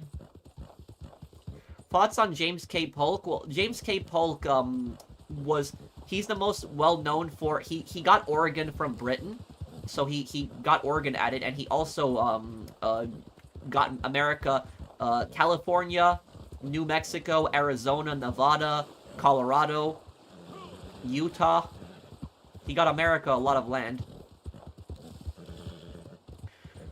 Which son's in media disrespectful, AJ or Jimmy? Well, both of them are, but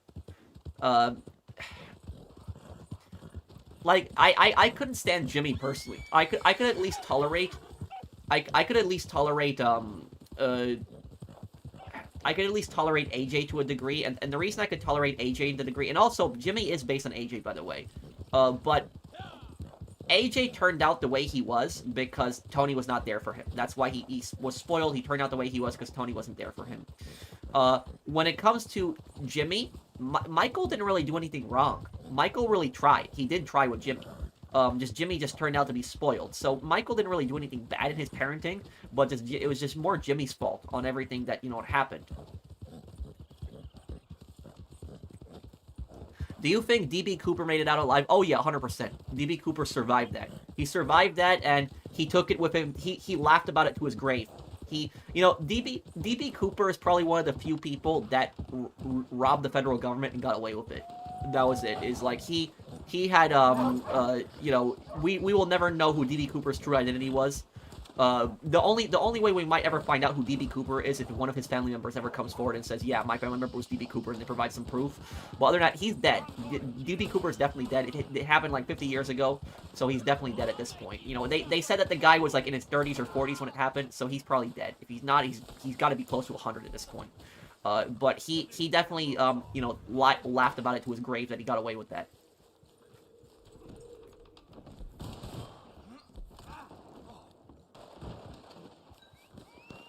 How many years was Phil Leotardo locked up? 20 years in the can.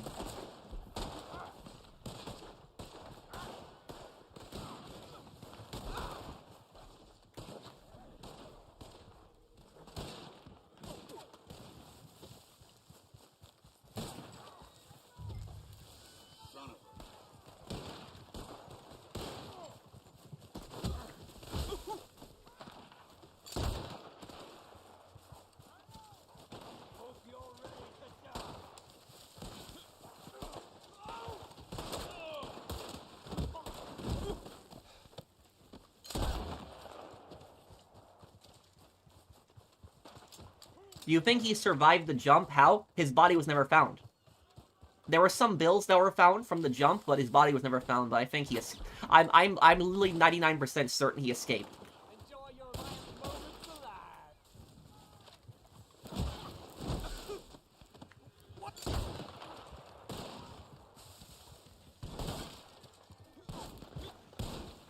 For people that don't know who DB Cooper is, I'll explain the story. DB Cooper was this guy in the 1970s who hijacked an American plane. And about him, he was a single guy. He wore glasses. There's a picture of him, a drawing of what he looked like. He had a suit on. DB Cooper is not his real name. That was the name he gave to the airline. Because back then, you didn't have to show proper ID when you were flying in the 70s. You could just tell them any name and they would put it on. Now, DB Cooper I think he told the flight attendant that he had a bomb. I think that's what it was. And what he did was he demanded millions of dollars from the federal government. And the plane landed. The government gave him the money. But what DB Cooper did was DB Cooper demanded 2 parachutes. He did. And the reason that he demanded 2 parachutes in this, and I'm telling you, DB Cooper, whoever this guy was, I'm not defending what he did. The only thing I'm going to say about the guy is that this guy is very intelligent. Very, very extremely high IQ. Definitely 100% very smart. Now, you're probably wondering, why did he demand 2 parachutes? Why would he ask for 2 parachutes? It's genius. It is pure genius why he demanded 2 parachutes. The reason he's demanding 2 parachutes is because if he demanded 1 parachute, the government could have sabotaged that parachute. And he could have just fallen to his death and died. But when he demands 2 parachutes, that's suggesting that he's going to force one of the people off the plane. So he's going to force an innocent person to jump with him. And if he does that, that would basically be an innocent person dying in the government's hands. So the government had to give him a real parachute because he demanded 2. So he was very smart by doing that. Not defending him again. I'm just saying he's very intelligent with his whole plan. He jumps out of the plane in midair with the briefcase of money, and nobody ever found him. The government launched a nationwide manhunt for him. They tried to find him for decades. They never found the guy. He stole $200,000. Well, that $200,000 would have been, let me see exactly. How much was it?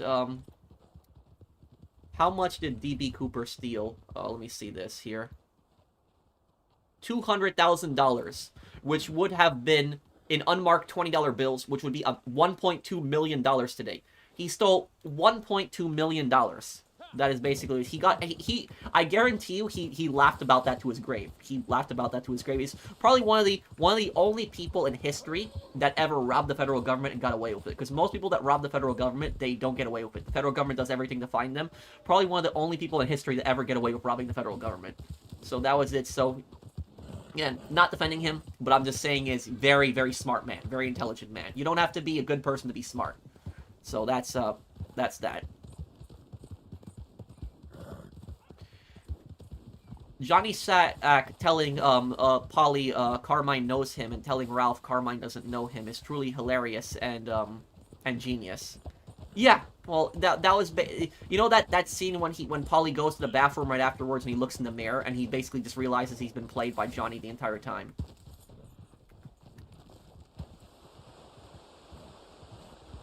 Thank you, Daniel Rodriguez. And thank you, it's Ryan. It was $200,000 in $20 bills. Yeah.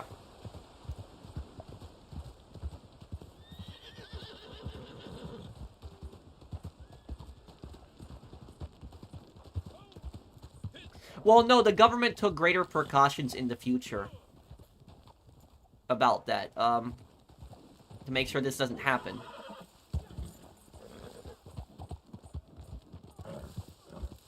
Interesting about Jimmy was his voice actor was former child actor, really. Thank you, Aaron, for the super chat.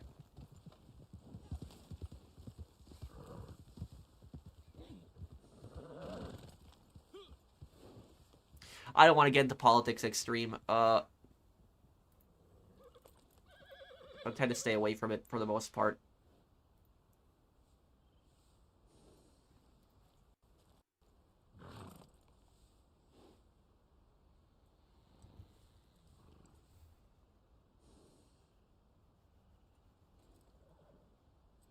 Stop judging people for not being smart when you didn't even know squat until your 20s. You're a judgmental.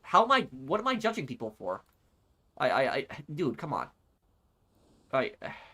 Some one of the older comments is scrolling through them. I don't even know what that's about.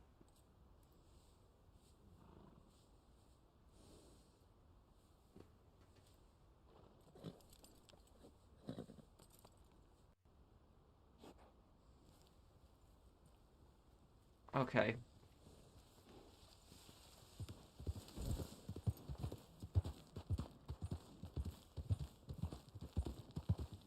Let me see here. I'm gonna do it now. Thoughts on the diamond subplot in GTA 4? It was really written really well, and so was the heroine story. The heroine was written pretty well too. What do you think of Hank in Breaking Bad? Hank was generally a good cop, but the thing about Hank is because if Walt was not his brother-in-law, he would have caught him way earlier than that. But the thing is, Hank could not imagine that Walt could be, you know, Heisenberg.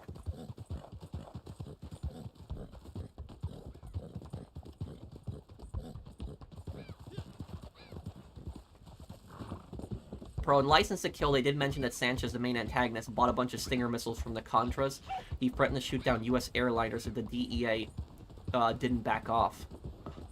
And is this based on true events? Well, the Contras are a real faction, but yes, I will do that, Elijah, later in spring.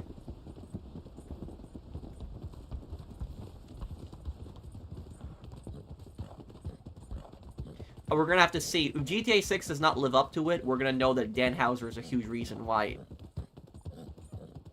But we also showed that, like, you know, you have some Rockstar developers, like, you know, Leslie Benzies, for example, who was, you've seen what basically happened with his game.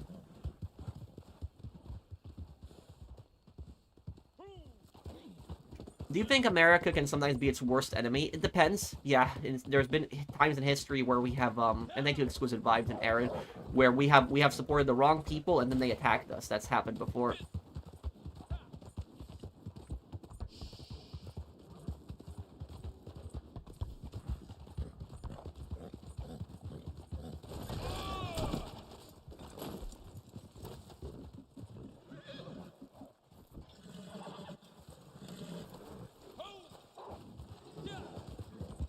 Yeah, I didn't think Mind's Eye's story was bad, by any means.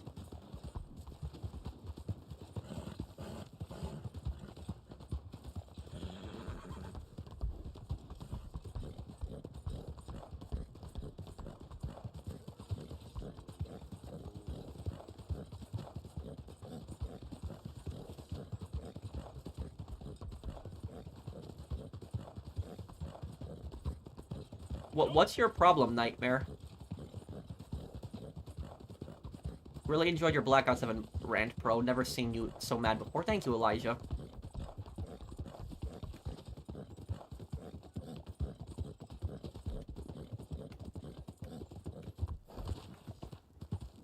You made me laugh when you were raging playing Mind's Eye. Thank you, Phoenix. Thank you, Far. I'll see you, dude. Take care, man.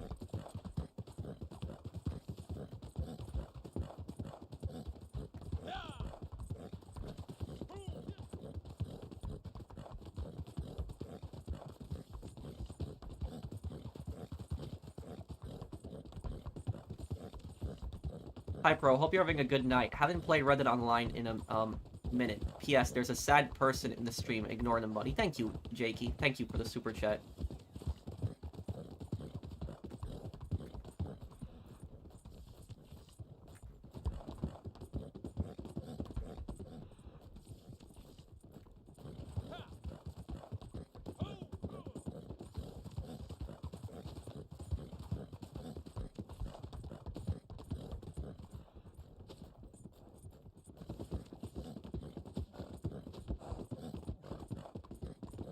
What is the worst atrocity I've ever committed in a game?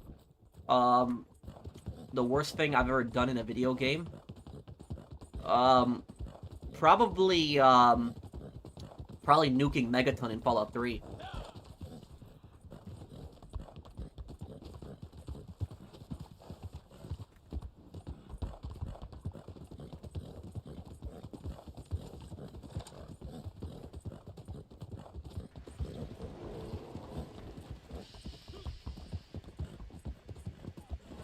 Stephen Root, who's going to play, Brian in GTA 6, was one of the main antagonists of the crime TV show, Barry, which has 4 seasons on HBO. He was also in Fargo. Malvo kills him in the elevator. Oh, that was him? Was it the dentist guy? That was him? He was because I remember that was, like, Malvo was pretending to be a dentist, and then he befriended the other dentist, and he killed the guy in the elevator. That was him? That's the guy who plays Brian Heater in GTA 6? Oh, Victor. I didn't know that one, Victor. Do you think Rockstar refused to do a third Manhunt? Oh, yeah. 100%, yeah. You know, the thing is, though, is later this year, I want to do a video on Manhunt 3, and it's not some clickbait garbage. I want to do a video where I basically, you know, I give, like, my idea for, like, a Manhunt 3 game, because I have, like, a whole idea. It's all in my head of Manhunt 3, the main character, the location, the factions. I have, like, a whole idea for the story, and I would like to, you know, make a video explaining that.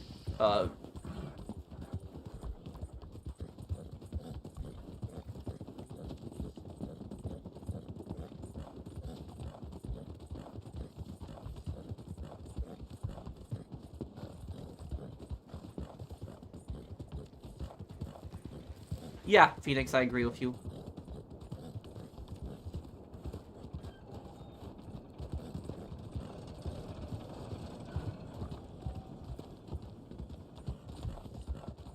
Why did Marcano betray and kill Sammy? Because he's a scumbag. He's greedy and he's a scumbag.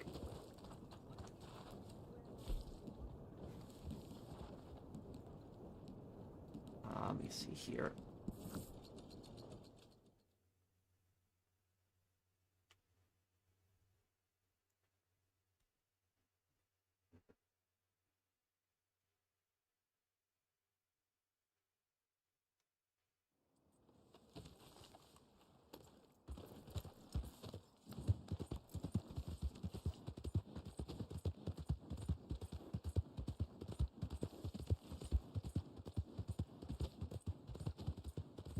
But what do you guys think about my idea for Manhunt 3 being in What do you think about my idea for, like, Manhunt 3 being in Alaska? Like, do you guys like that idea? I think that Alaska would be perfect for, like, a horror game like Manhunt. Like, a state that has, you know, colder winters and has longer nights. Stuff like that, I think that it would be a perfect, location. And when I say the location, it will be somewhere more central Alaska, like, a little bit northern Alaska. Like, not at the Arctic at the very top, but, like, more central in the states, like, near the Fairbanks area. And it would basically be, like, small towns in the wilderness and, like, the mountains and the woods and stuff like that.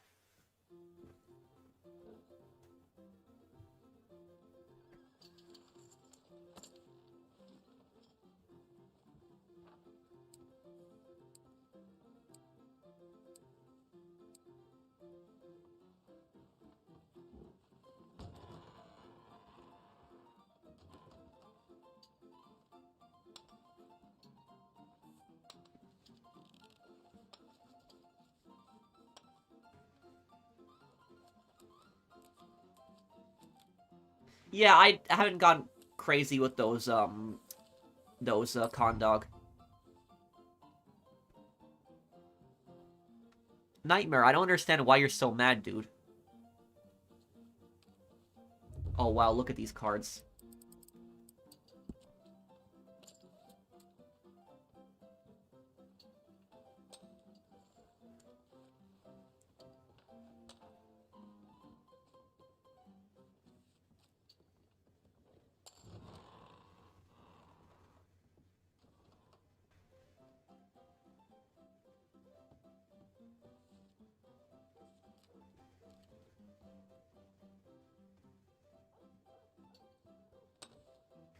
Can you tell me more about the Separatists in Star Wars?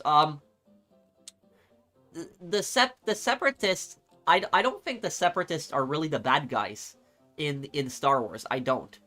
Um, I think that, like, the Separatists had legitimate grievances. Now, were there corrupt, evil Separatist leaders? Sure, there were.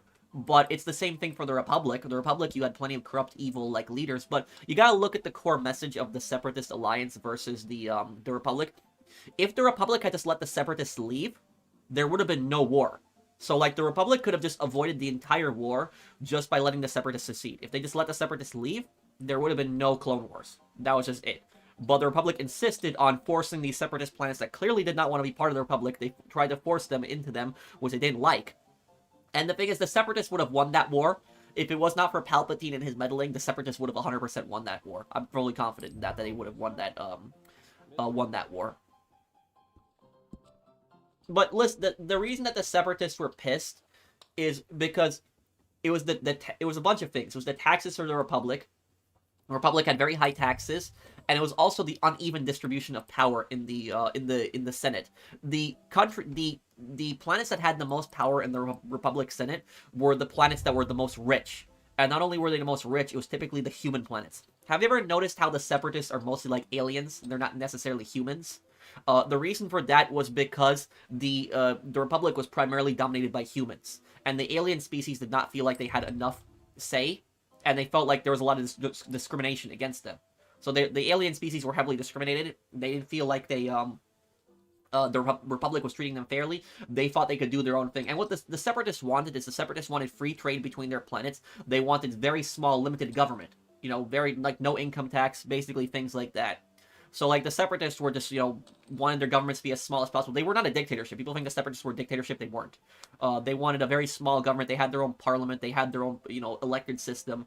There was that. You had people like Count Dooku doing things behind the scenes. But the thing about Count Dooku is not a separatist. People think he's a separatist. He's not. He's Palpatine's puppet. He's not a true separatist.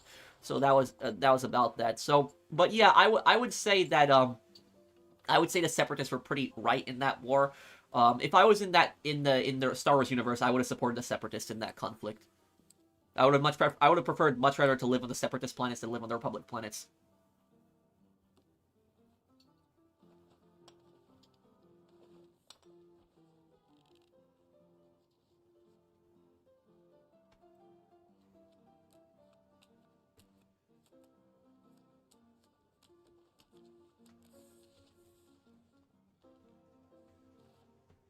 Did you know who plays Candyman was in Call of Duty Black Ops sequel? No, I didn't. Who, Aaron?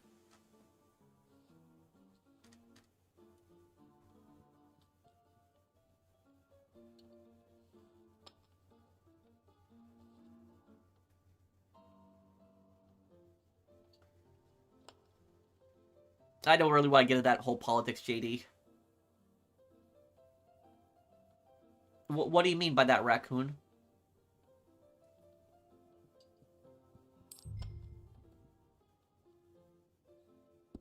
Folding here.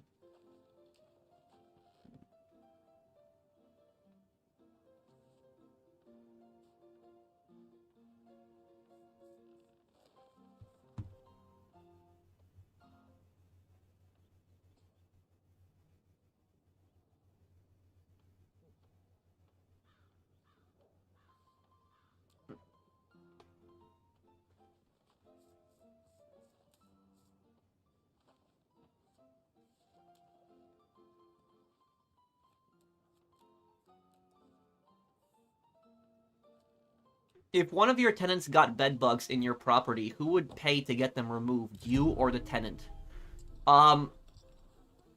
It I would pay to have it, you know, removed and the exterminator come in and stuff like that, but it also depends on the situation, because bed bugs could be gotten not by anybody's fault. Like, you know, you could have them stick to you outside and you don't even realize it, and then you go to sleep and they're in the bed afterwards, and that's not really anybody's fault when stuff like that happens. But if there's like an infestation where it's like, you know, room to room, at that point it's their fault at that point. If it's like turns into an infestation and they don't even tell the landlord about that, that is pretty much the tenant's fault at that point. But if it's like a one room where it just happens, it's not really their fault, and I think the landlord should cover that. But if it turns into like an infestation, at that point that is their fault, because they did not contact the landlord, they didn't tell the landlord what was going on.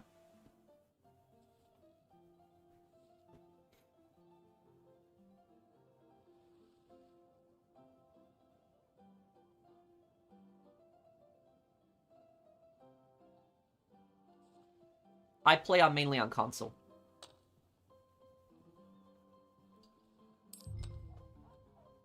Well, these cards suck.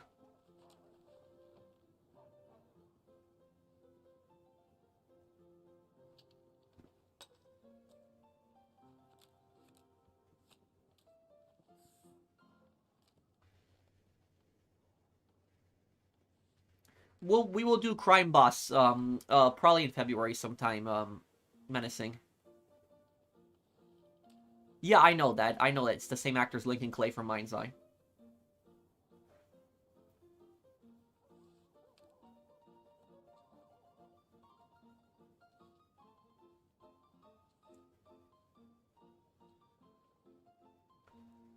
Well, it really depends on if it gets to the point where it's like really unrealistic raccoons, then I'm not gonna like it.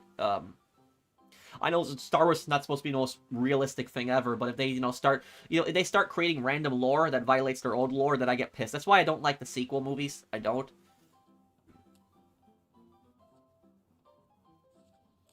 Maybe a little bit, Kirsten.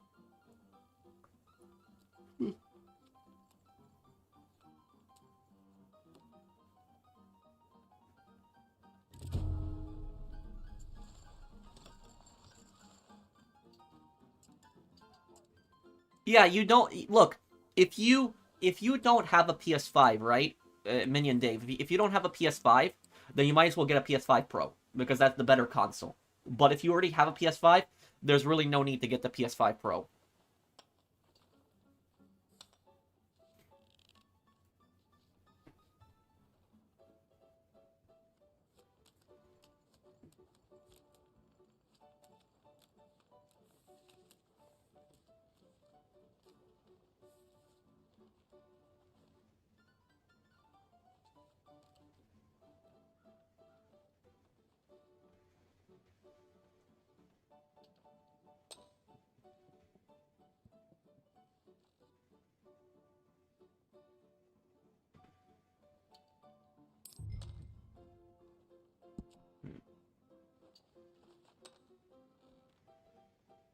He voices Tommy Briggs in Black Ops 2.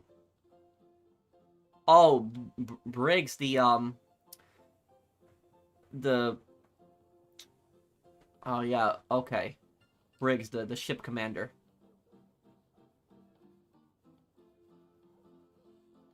More justified than the second war vertical.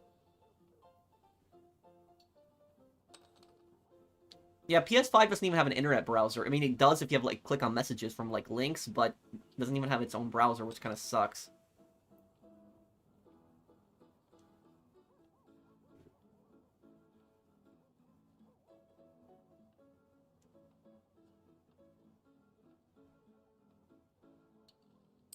Okay, screw it. I'm gonna bet it 2 here. I got some good cards here. Even if I lose this, I'm still gonna be ahead.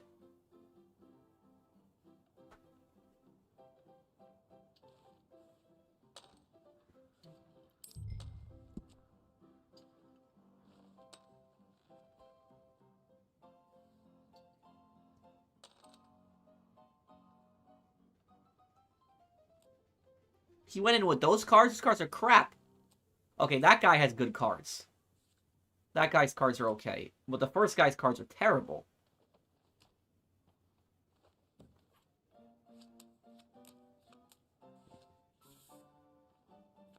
Oh no, wait. Damn! If it wasn't for the ace, I would have won that. I had the queen. Damn. Well, he just won 18 bucks there. By the way, can someone explain something to me? I know this might sound like a stupid question. How do I change my avatar on PSN? Like, I can't even remember how to change it, like, on PS5.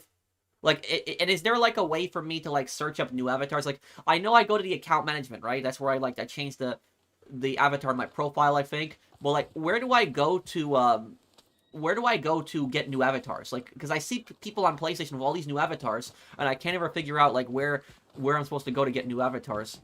I've been running, like, the same 2 avatars for, like, years at this point.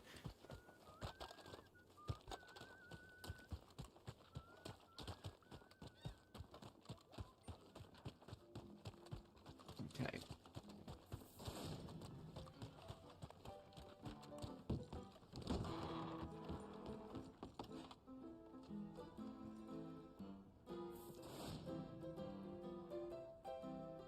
You gotta do it on PC? What? Huh. You can, Guilted. What's your PSN? What was the greatest threat Tony Soprano had to deal with Phil Leotardo when that war happened? What's your PSN, Guilted? PlayStation app. Okay, thank you for telling me, Suhaib.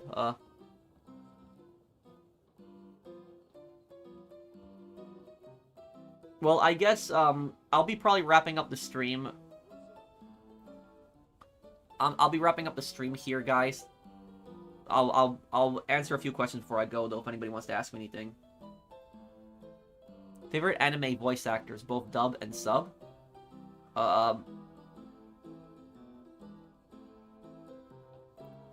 Anime voice actors. I don't even know their voice actors' names. My favorite actor is probably the guy who plays Sugimoto in the English dub of Golden Kamuy. I've heard his voice in numerous animes. I've heard him in also the Galactic Heroes. I know he plays in that one too. So it's I've heard his voice in a few animes.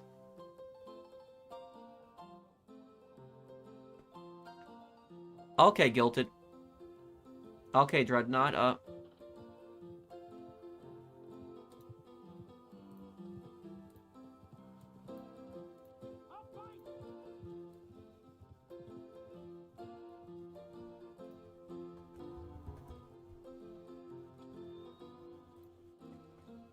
Yes, it is, Demigod. Yeah, I want to do those games one day, the Gears of War games. But I guess I'll be going here, guys. Thank you everybody for hanging out with me. We will do a stream on Sunday. So we'll do a GTA stream on Sunday. But thank you guys for hanging out with me. Member stream will be tomorrow also. That one's for channel members. But next stream, public stream, will be on Sunday for GTA. But thank you guys for watching. I hope that you guys enjoyed it. If you did, drop a like, and I'll see you in the next one. Take care, everyone, and have a wonderful weekend, guys.